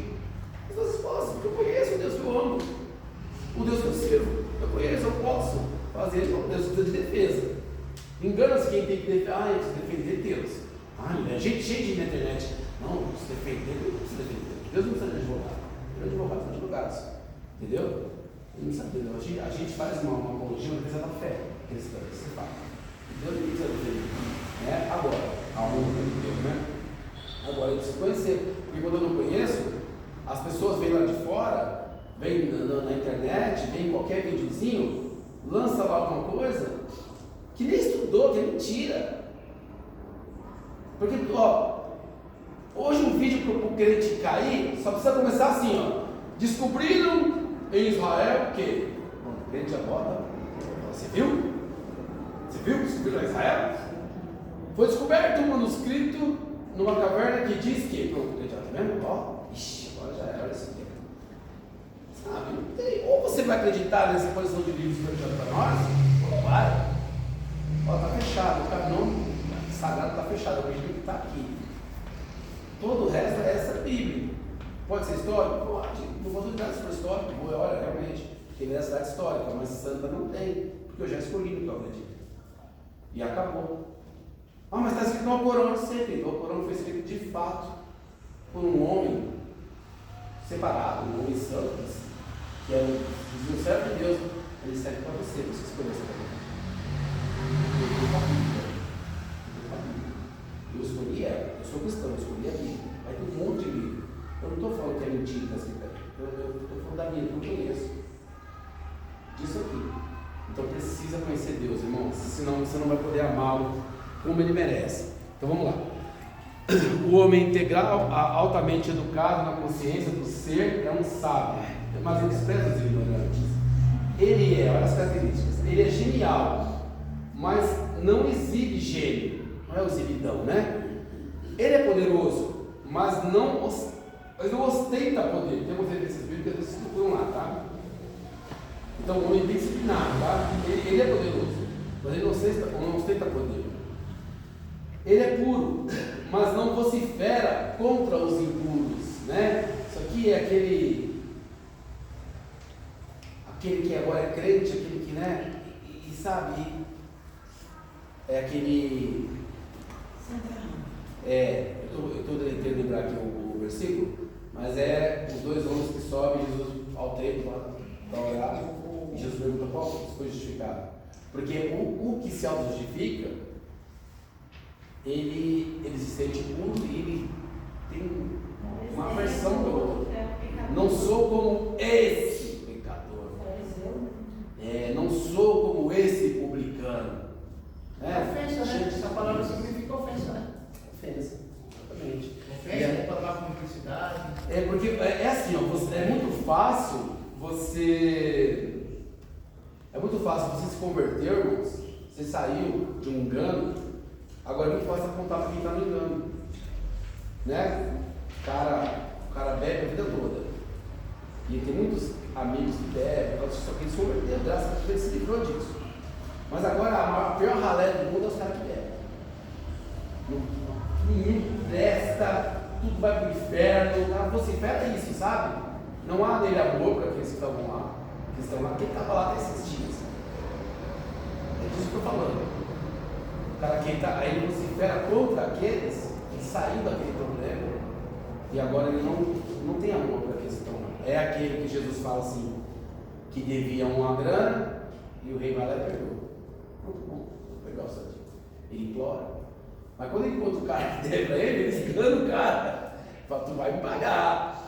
É esse cara. Então isso é muito ruim, né? Então o cara o homem que é plenamente íntegro e disciplinado, né? Ele não faz isso, né? Ele é puro, mas não vocifera contra os impuros. É humilde sem servilismo. Ele ama o que é sagrado. Ser humilde sem servilismo, né? É o que a gente falou sobre. Como eu vou colocar isso aqui? O servilismo. Eu posso ser humilde, né, diante das pessoas, mas não sou aquele cara, por exemplo, que só é humilde para se mostrar. Só sou humilde, a falsa modéstia que a gente conhece, né? O cara é uma falsa, não imagina, não sei o que, tá uma falsa modéstia. Do alto do escada. Pode ser bem traduzido, né? Ele ama o que é sagrado sem fanatismo, né? Fanatismo é uma coisa terrível, tá? Eu amo o que é sagrado, mas eu não sou fanático. E vai cair justamente naquele que vocifera contra aquele que não faz. Então, o que é o fanatismo? Eu amo Jesus. Mas eu tenho uns conhecidos que eles idolatram outras coisas, né? Eu não sou fanático ao ponto também de condená-los, não. Eu tenho o prazer de, se puder, falar com eles e pregar para eles, eu faço isso. Né? Eu não chego chutando. Ser fanático, né? É exatamente isso. Você isso é verdade. Não seja entender isso. Às vezes seu pai entendeu, sua mãe entendeu. Né? Minha mãe passou muito tempo no catolicismo e eu crente. E eu nunca me atrevi a falar mal de nada que ela tinha na casa dela. De nada. Minha mãe tinha muitos santos, minha mãe tinha muitas crenças e tudo. Eu nunca, foi uma mulher uma vez na minha casa, uma igreja que eu servia a Deus, a primeira igreja que eu servia a Deus. E eu sempre fui muito interessado em Bíblia, graças a Deus. Então essa mulher pediu para orar em casa, e claro, eu deixei, vamos lá, né? Quando ela chegou lá, ela começou a chamar tudo de demônio, até as próprias da minha mãe amava. Nossa. Então tem que jogar essa espada de São Jorge, que chama, né? Na verdade, Que é demônio. Que é demônio, a mulher fez da casa da mãe, fica do inferno. E a minha mãe nunca para Jesus, né? Não volte, não volte, não é esse que eu sou, não é esse Deus. É com carinho, com boa vontade, é explicando o que é certo, porque isso é uma educação católica que vem desde berço, não é assim que você vai tirar, não é na porrada. O Paulo, quando ele vai pregar em Atenas, ele encontra no Areópago muitas vezes. E ele tinha autoridade para chegar lá e falar assim: vocês são malucos de ficar adorando esses deuses, né? Nem nada a ver. Isso aqui demonstra a mexer de Deus, gente. Não, vocês não podem, não faz isso. Ele procura ocasião que vai ver aquele monte de deuses lá na Europa dos gregos, e ele vê um altar a um Deus invisível que os gregos tinham, não tinha nada naquele altar. Alguns dizem que o panteão grego é tão grande que eles tinham medo de esquecer de algum Deus e deixavam o altar vazio no caso, que eles esqueciam. Então é esse Deus aí que eu esqueci, para ele não me castigar. E o Paulo astutamente olha aquilo e prega sobre Deus invisível. Eu vim falar sobre esse Deus aqui, vocês não estão vendo. Ele é o criador do céu, da terra, e ele prega Jeová dos caras. É assim, né? Não é o fanatismo, né? Então ele domina sem insolência, né? Ele fala a grandes distâncias sem gritar, faz revolução construindo o que foi destruído. Ele ama intensamente sem exigir nada em troca desse amor. Serve aos seus semelhantes sem desejo de ser servido. Isso aqui na igreja é difícil. Ele está vendo muito pastor querer ser servido apenas. Faz bem a todos, mas é um grande anônimo. Não fica tocando sino quando faz as coisas, né? Aquele cara que leva as coisas na rua lá pro morador de rua, com a selfie aqui, dando sacola, tirando selfie, bota no Instagram, hashtag eu sou legal, hashtag eu sou bonzinho, hashtag eu sou monge, hashtag eu vou pro céu. E aí faz isso para se mostrar, né? Ele faz bem a todos, mas é um grande anônimo. rasga caminhos novos à humanidade sem esmagar ninguém. Isso aqui é terrível, isso foi feito demais pela igreja. Rasgar novos caminhos, levar o Evangelho, levar a Cristo, sem dizimar, sem destruir aquilo que está ali, sem destruir culturas, a igreja pegou muito nisso, destruiu muita gente para empurrar o cristianismo, infelizmente. Fez errado.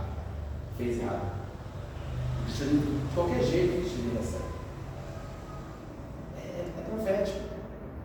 Nós não precisamos obrigar ninguém a aceitar Jesus, amém? Tudo está na Bíblia vai se cumprir. E houve um tempo que a igreja empurrou o cristianismo, não Jesus. Mas deixava a palavra dos demais, empurrava a religião cristã. Isso foi feito com os nossos índios, foi feito com os africanos, foi feito com muitos. Destruindo, passando e destruindo culturas, matando, destruindo em nome de Jesus. A igreja não pode empurrar Deus. Jesus não pode fazer isso. Quando os discípulos perguntam, quando ele fala para ir pregar, os discípulos fazem uma pergunta para ele. Você está gravando, Senhor? Os discípulos perguntam para ele: escuta, Senhor, e se não aceitarem? Se a gente for lá falar do reino e não aceitarem, qual foi o conselho de Jesus? É isso, porque é Jesus mesmo fazia. Quando ele vai lá na terra dele, ninguém quer nada, ele sai. Ele sai. Ele é Deus, vocês vão querer, sim. Como vai querer? Eu estou falando para os discípulos. Aí a igreja vem, pega a Bíblia, rasga e fala: não, vocês vão aceitar. Vocês vão aceitar. Porque é muito fácil você pegar um versículo que diz assim: as portas do inferno não prevalecerão contra a igreja de Deus. E aí a igreja sai atropelando tudo, sai derrubando tudo, sai quebrando tudo em nome de Jesus. Isso não é bíblico. Deus nunca vai fazer isso. Nunca. Em hipótese alguma. Você vai ver, por exemplo, no Rio de Janeiro acontece muito isso, nas favelas, acontece muito isso. Não sei se São Paulo acontece tanto. Mas tem templos de religiões africanas, Umbanda, Candomblé, tem templos chamados de terreiros. Crentes, meninos do tráfico que se convertem a Jesus, eles entram nesses lugares e quebram tudo. Quebram os altares, quebram os orixás das pessoas, batem em nome de Jesus. E saem batendo a coisa, se fizermos o mandato de Deus. E aí, onde é esse sobrenatural? Qual o respaldo bíblico para fazer isso? Nenhum. Quem é que vai ser ganhado para Jesus dessa forma? Eu acho que eles não leem as coisas.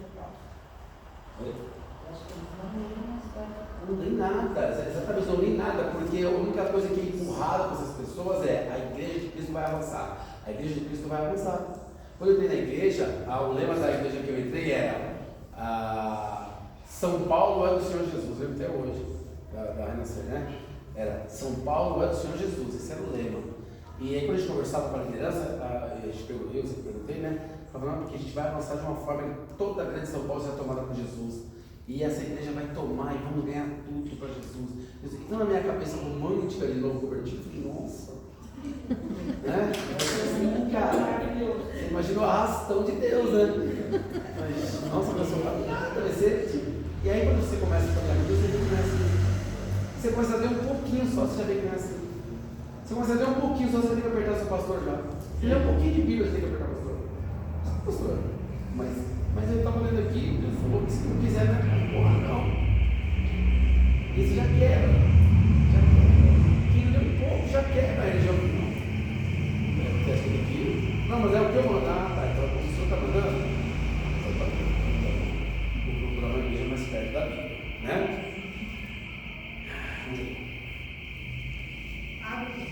Abre largos espaços sem arrombar portas. Vai cair aí nessa mesma questão que nós estamos falando.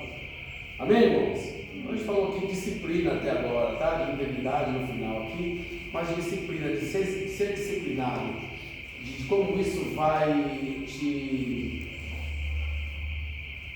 beneficiar na tua vida cristã, na tua carreira cristã. Todos que estão aqui, a grande maioria é obreiro, todos são aspirantes na obra de Deus, e sem isso aqui, vai ser um obreiro defeituoso. Você passou aqui pela disciplina, vai ter, mas é chato. Você leu que é chato, e é chato mesmo. O curso de teologia é chato.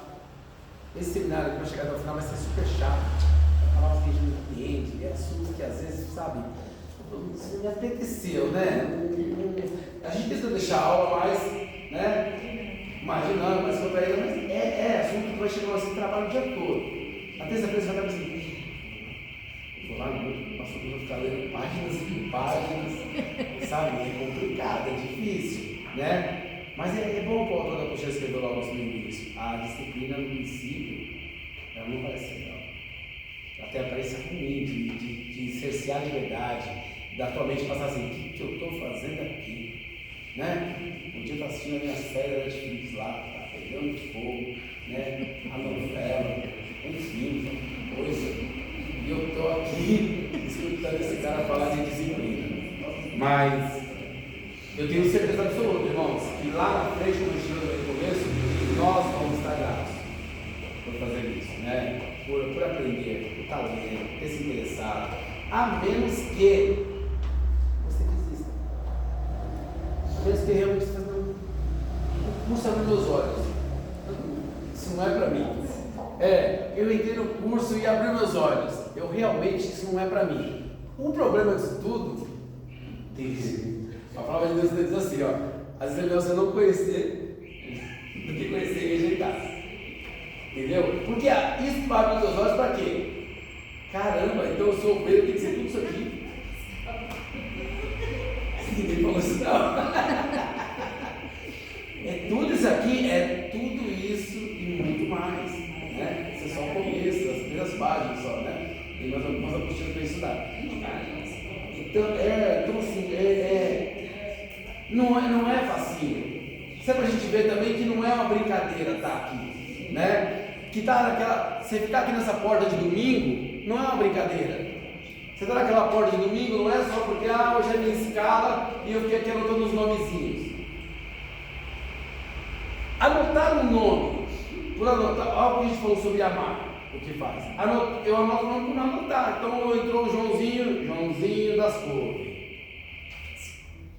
Você tem ministério, não sou crente, não é crente. Então quando o cara você na porta que não é crente, começou a ser intercessão. Quando o cara chega ali, você está anotando nomes. Meu nome é Joãozinho das Couves, eu sou crente não é crente não. Entendeu? É asterisco do Joãozinho aqui, ó. Eu vou passar um culto olhando para o Joãozinho das Couves, sempre ali. Porque esse Joãozinho das Couves não era crente, agora vai ser. Quem anota o nome ali, por amor à obra, devia estar anotando no seu telefone, se você tem lá de orar para Joãozinho das Couves, vou da festa de Deus, é mais uma inspiração. Vou ver se vai levantar a mão, vou ver se está sendo Jesus. Eu vou colocar isso como meta da minha vida. Se eu não tinha uma meta, agora eu tenho. Eu vou ver se está aceitando Jesus. Tá muito novo. Já peguei aqui tem gente que tem o hábito de pegar telefone aqui, não sei se pega. Né? Isso é uma coisa que na igreja fazia, lembra? Endereço de telefone a gente pegava. E quando a pessoa ia uma só vez, a gente ia atrás. A gente ia, e tal, você vai fazer o convite novamente. Porque tem pessoa que tem desses ganchos, né? De puxar, né? Quem tiver já carrinho de mão se empurrando, imagina aqui na frente. Né? Quem tiver já carrinho de mão só empurrando que vai, né? Então o amor já vai começar ali, então você não tem que aprender tudo isso. Tá vendo? Então é tudo isso. Vai te fazer um obreiro melhor. Vai te fazer um pastor de verdade lá na frente. Um pastor que vai. Um pastor, é muito bom você ser um pastor que é amado pelas suas ovelhas. Mas eu acho que é muito mais interessante ser uma pessoa que ama as ovelhas. Né? Porque eu não posso obrigar nenhuma ovelha a me amar como pastor. Mas eu posso me obrigar a amar as minhas ovelhas. Porque essa é a minha disciplina. É para isso que Deus me chamou. Então eu vou me disciplinar a isso. Né? A pegar aquelas pessoas que eu olho no olho e falo assim, eu sei que não gosta de mim, mas eu te amo em Jesus, eu quero que você quebre. Eu quero que eu evolua. Entendeu? É isso. O chamado do crente, na verdade, é esse. Né? Nós estamos sendo a semelhança de Cristo. Então você tem que imaginar Jesus pregado numa cruz, olhando para baixo, um monte de gente com feições raivosas e alguns com feições de alegria, porque ele está ali, né? Preso, morrendo. E ele poder dizer uma frase do tipo, perdoa-se. Né? Eles não sabem o que fazer. Deve ser como Estevão, que seguiu o exemplo. Privilegiado, os compatriotas, em praça pública, e poder também se levantar e dizer assim, Senhor, perdoa-se. Então é para isso que a gente foi chamado. É para isso que a gente foi chamado. E é um chamado muito difícil, muito complicado mesmo. Entendeu? Tem que abraçar. Tem que abraçar. E se não amar, não vai abraçar de forma alguma. Tem alguma pergunta? Está de boa? Tudo isso faz o homem altamente educado em pleno homem. O homem integral. O homem cristificado. Aquele que pode dizer, não vivo eu, o Cristo vive em mim. Tal homem imita o sol da justiça. Esse raio poderoso, que os seus raios poderosos beijam uma pétala de flor sem a destruir. Acariciar a face de uma criança dormente sem a acordar. Assim é um homem plenamente educado. É silenciosamente grande, suavemente poderoso, poderosamente suave, porque ele é um arauto de Deus. Do Deus onipotente, cuja voz não é ouvida nas praças públicas. Ele que não quebra a cana fendida, nem apaga o pavio que fumega. Isaías 42:3 falou isso a respeito de Jesus. Amém? Não ficou dúvida mesmo, tá tranquilo? Eu vou ler mais um pouquinho que a gente tem que. Pensamento de Einstein sobre educação. E agora a gente vai passar da disciplina para eles. Agora vai mudar a chave. Albert Einstein era judeu e foi considerado um dos homens mais sábios do mundo. Aqui está o homem mais sábio do mundo, mas acho que exagero. Um dos homens mais sábios do mundo. Entre várias descobertas e invenções, o que mais repercutiu foi a lei da relatividade. Esse grande gênio da física dá o seu parecer sobre a educação. Sobre a escola, o cientista filósofo assim se expressa: a escola sempre foi o meio mais importante para transferir a riqueza da tradição de uma geração para outra. Isso se passa hoje num grau ainda mais elevado do que em épocas anteriores, pois através do desenvolvimento moderno da vida econômica, a família, como portadora da tradição, perdeu o seu poder. Isso aqui a gente começou lá na apostila dizendo que não havia escola, lembra? Os judeus sentava-se a roda e os pais ensinando. O mundo foi evoluindo. Hebreus, não? Oi? Hebreus, não? Isso, Hebreus. O mundo foi evoluindo, as escolas foram chegando e a família foi perdendo um pouco dessa tradição, esse poder de educar, e foi transferindo isso para a escola, por isso que eu acho que a importância da escola.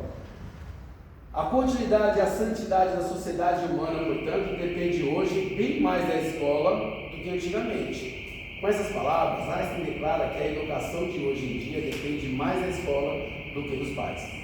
Partindo do pensamento do grande gênio, devemos nos preocupar com essa situação.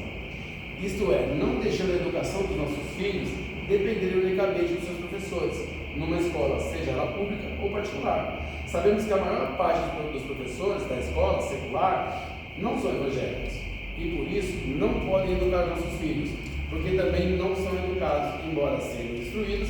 Sendo assim, o máximo que eles podem fazer pelos seus alunos é instruí-los, porque ninguém pode dar o que não possui.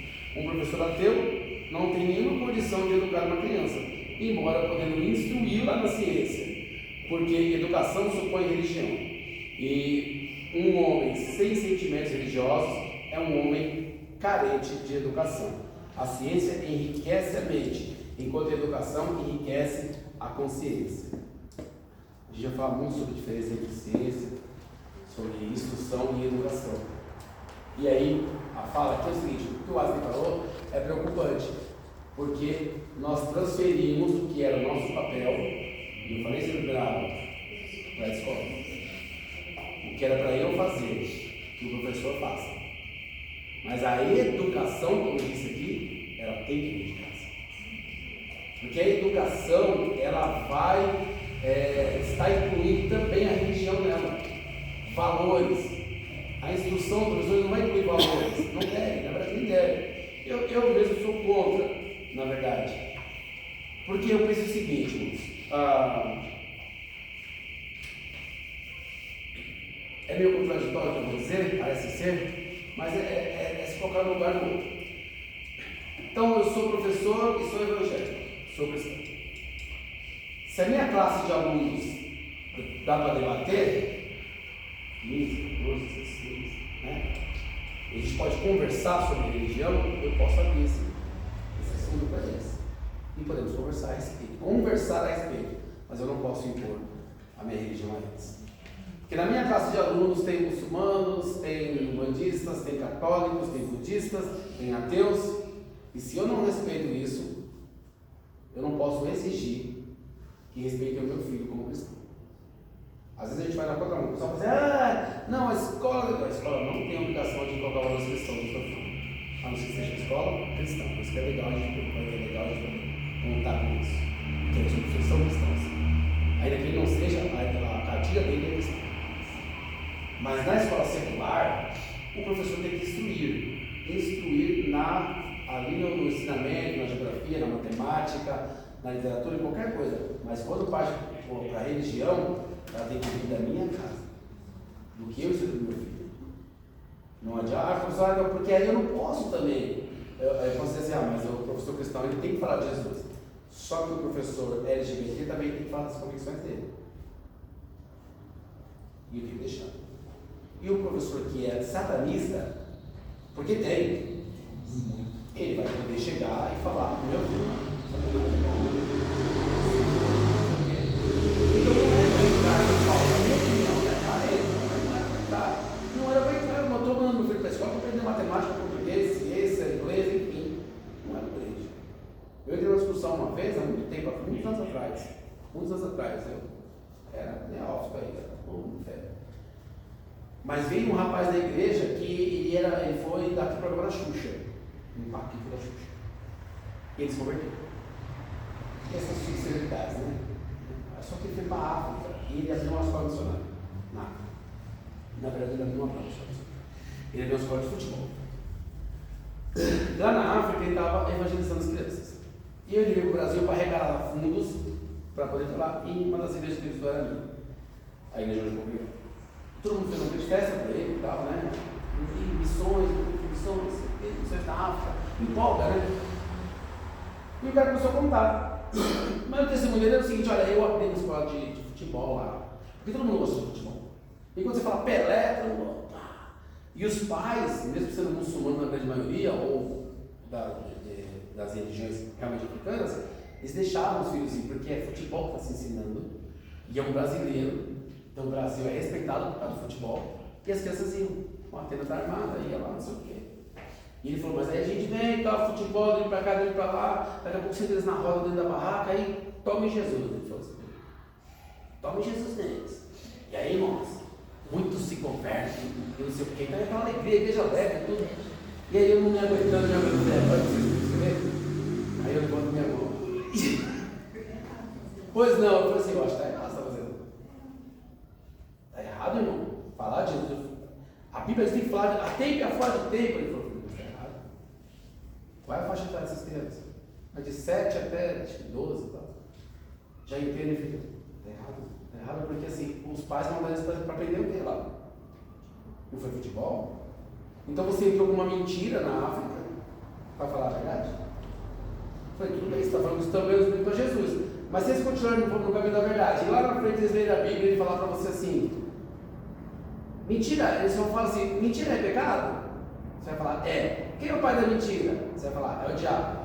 Aí a gente vai falar, é. O senhor entrou para fazer o que mesmo? No nosso país? Ele vai te confrontar com isso, com a verdade. E aí a tua casa caiu. Está errado, desculpa, mas está errado. Evangelizar dessa forma está errado. Porque os pais confiaram em você. Agora, se você não tem coragem de ir em país muçulmano falar com os pais, porque evangelizar no país muçulmano, que não existe com os pais. Porque eu falei para ele, a igreja foi perguntar comigo, né? Aí eu falei, tá bom, irmão, vocês estão bravos comigo, mas se vier alguém aqui e fazer uma escola de informática no bairro, quem vai querer de graça deixar seu filho aprender? Que na época era curso de Windows, isso aqui era caro. Quem é que não vai querer deixar o filho aprender lá? E se for os muçulmanos empurrando lá no seu filho? E aí, o que a igreja vai pensar? Não, aí não pode, né? Você vai ficar muito bravo, não vai? Você vai falar que o cara é do diabo. E que entrou com uma mentira, e que a mentira trouxe rapidamente, e que está levando nossos filhos. É isso que nós estamos fazendo então. Bom, o resultado aqui, né? Eu perdi as pessoas. Mas, irmãos, fala sério. Os fins nunca justificaram os meios. Não pode, não tem como, né? Então assim, é muito estranho, muito esquisito. Você vai ter que rebolar depois para, se você for instruir direito. Se for empurrar Jesus, como eu falei, de qualquer jeito, não tem. Mas depois, você vai ensinar uma coisa para uma criança e lá você vai falar que é errado, é fácil que eu digo, não faço o que eu faço. E aí é complicado, e a Bíblia não Nesses funciona. países, não foram nem crianças, de repente a criança solta em público, num lugar onde não é aceito Jesus, né? Ela é castigada. Sim, Uma criança mas, não tem então, mas até aí, né? Mas eu acho que o erro está exatamente no engodo, né? No engano. Em você apresentar a verdade com a mentira, né? Aí você falar para o pessoal assim, não, nós vamos, eu até brincava lá na igreja, eu falava assim, pastor, a gente tem que um dia falar para os irmãos assim, ó, vai ter uma excursão, na época tinha Play Center, né? Nós vamos ter uma excursão para o Play Center, irmãos, e é de graça, domingo, às 7 da manhã, todo mundo aqui, ninguém vai pagar nada, quem der aquela leva de mão, nós vai estar todo mundo com as malinhas na mão, aí nós fechamos a porta e falamos, agora nós fazemos aqui presente. Senta todo mundo e professor, vem presente? Porque na mão do crente é estratégia, né? Não ficou estratégia. Não cola, não é verdade. Vamos lá. Então, falando sobre a escola. Então, a escola é isso, a escola tem que ser laica, né?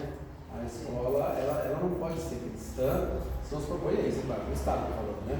A escola cristã, que é uma escola particular, ou a igreja da escola cristã, isso seria ótimo. Seria ótimo. O início da escola bíblica, irmãos, não foi simplesmente para ensinar a Bíblia. A escola bíblica, ela começou a acontecer para ensinar pessoas a lerem. Faziam crianças, logo vieram os adultos da comunidade, e era uma alfabetização, como a gente conhece o EJA, né? E as pessoas aprendiam ali,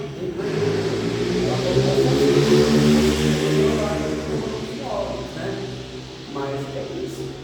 O curso de alfabetização dentro da igreja deveria ter para adultos. Bota uma faixa aí, ó. Né? A pessoa que saiba ler e escrever consegue dar um curso desse. A pessoa vai entrar, vamos ensinar a ler e escrever. A igreja cristã não faz isso, é uma vergonha. Nós somos uma vergonha no quesito social. Somos uma vergonha. A igreja de Cristo foi deixada para socorrer o órfão e a viúva. E nós não fazemos isso. Nós damos uma cesta básica e a gente acha que tá bom, os anjos estão aplaudindo a gente. Entendeu? Mas isso é horrível. Mas é isso que a gente está tratando aqui. Nós não podemos simplesmente entregar os nossos filhos para uma educação secular. Né? Então, se você não ensinar em casa, eu sempre falava isso, sempre falo isso quando eu converso com pais e adolescentes sobre música. Porque os pais falam muito sobre música. Não pode ouvir música do mundo. Só que eu só falo isso. Mas ele assiste a novela que tem a trilha sonora. Ele assiste um filme que tem uma trilha sonora. A série tem trilha sonora. Mas o filho não pode ouvir música do mundo. O problema é que você fala, não pode ouvir música do mundo e não ensinar o que é uma música, porque não é promover música mundana, não sei. Ensinar a diferença entre música mundana e música secular, que não é evangélica. Ensinar para os seus filhos, inclusive, a diferença entre uma boa música cristã e uma música cristã ruim, quando que tem música. Mas você não faz isso. Quando você não faz isso, quem é que faz isso? O amigo está assim. O professor, porque eu pinto escola aí, eu pinto muito escola infantil. E sabe o que as pessoas colocam para as crianças dançarem no intervalo? Funk. Não tem carinha pitadinha, não tem nada disso não. Eu sou poderio de meu pastor, esquece. Funk, vai até embaixo, desce até embaixo, corre até embaixo. E as crianças dançando. E elas rindo. E é verdade, o pinto escola infantil do estado, creches, EMEIs, É isso que está disposto. Uma caixa de som desse tamanho, no intervalo. Então é isso. Se eu tentar ouvir isso. Agora, existe boa música. Você deveria estar ouvindo isso. Porque é muita hipocrisia. Eu acho que eu não estiver aqui dizer que não existe boa música fora da igreja. Ah, não existe, pastor. Não, desculpa. Não tem como você dizer. Porque a música, a poesia, a literatura, fora da igreja não existe, meus irmãos. Existem bons filmes, existe boa música, bom livro. Cabe a você ensinar o teu filho, dar educação para ele. Peraí, o que você está ouvindo aí? Não, filho, que letra é essa daqui, filho? Já falou, escreve essa letra aí no caderno, por favor. Ô filha, escreve aí o que você está ouvindo aí, escreve para mim. Isso. Você vai ouvir uma música e ela puder escrever para você e falar, nossa, isso, tal. Você não encontrar o erro, você vai falar ouvido. Então, isso, a educação da criança vai passar por tudo isso. É muito fácil dizer não faça. Não escute. Por quê? Na cabeça da criança, você primeira pergunta é por quê? Você está pronto para responder por quê? Porque eu não quero? Essa é a resposta. Porque o pastor disse que não pode? Porque a igreja diz que não dá, que não pode? Por quê? Então, tá vendo? Que até para isso você vai ter que sentar para aprender. Você vai ter que sentar para falar, para aprender um pouquinho sobre música. Você vai ter que ouvir a música brasileira, os ritmos, do que falam, os maus compositores, aqueles que falam besteira, os subversivos, que não são, você tem que ouvir. Porque você não ouviu, você educou, e agora você vai ter que fazer isso, porque outras pessoas estão fazendo. E você fica no anonimato, porque para você é só não pode. Ah, não pode e acabou. E a cabeça adolescente, naquele ego que a gente estudou no começo, não pode. O não pode atrai. Uma vez eu ouvi um dizendo, ele falou assim, olha, você quer que seu filho leia um livro? Você pega esse livro, você vai pegar esse livro, chega em casa, vai estar sentado lá na sala, você pega um livro, tira da bolsa, olha bem nos olhos dele e fala assim, você está vendo esse livro aqui? Você está vendo esse livro? Se você tocar, se você chegar perto desse livro, eu pego você. Eu não quero você perto desse livro. Você está me ouvindo? E pega o livro e coloca mais alto dentro da sua casa e vai trabalhar a vida. Ele falou, ele vai ler de capa a capa. 2, 3 vezes. Eu disse, não é possível. Porque eles funcionam assim. Porque infelizmente eles funcionam desse jeito, né? Não pode. Agora, quando você fala por que não pode ter, propriedade de falar, filho, não pode porque nós não somos cristãos? Não, vai então, olha o que está falando essa música. Olha o que está falando sobre isso. Olha isso. Você acha que dá para nós isso aqui? Porque pelo menos você tem você para falar, não, eu não foi isso que eu ensinei, né? Não foi isso que eu ensinei. Não é isso, não dá. É claro que você também não vai conseguir impedir. Mas você foi pai, você foi mãe, você educou, ninguém fez isso no seu lugar. Porque quando você não faz, ele tem espaço para fazer assim, por exemplo. Ah, você está escutando o rap do Proibidão, o funk do Proibidão, eu estou. Por quê? Ele tem por quê? Ele tem. Se você apertar, ele vai falar, não, porque o MC tal falou num vídeo que o sistema, que não sei o que e tal, você falou uma besteira, e quem entrou na cabeça dele? Agora a sua contrapartida não teve. Então o primeiro que chegou levou ele. E acabou. Então música, ela não é do diabo, ela é de Deus. Agora o diabo tomou de assalto. E nós deixamos. O mundo deixou isso. E tem usado e abusado mesmo. Né? Aqui, sem falsa sinceridade, sem hipocrisia, se eu perguntasse aqui, qualquer pessoa aqui, uma música que você lembra, você vai lembrar uma música inteira, sem ser da igreja, inteira. Essa música é boa, isso é legal, é boa. Entendeu?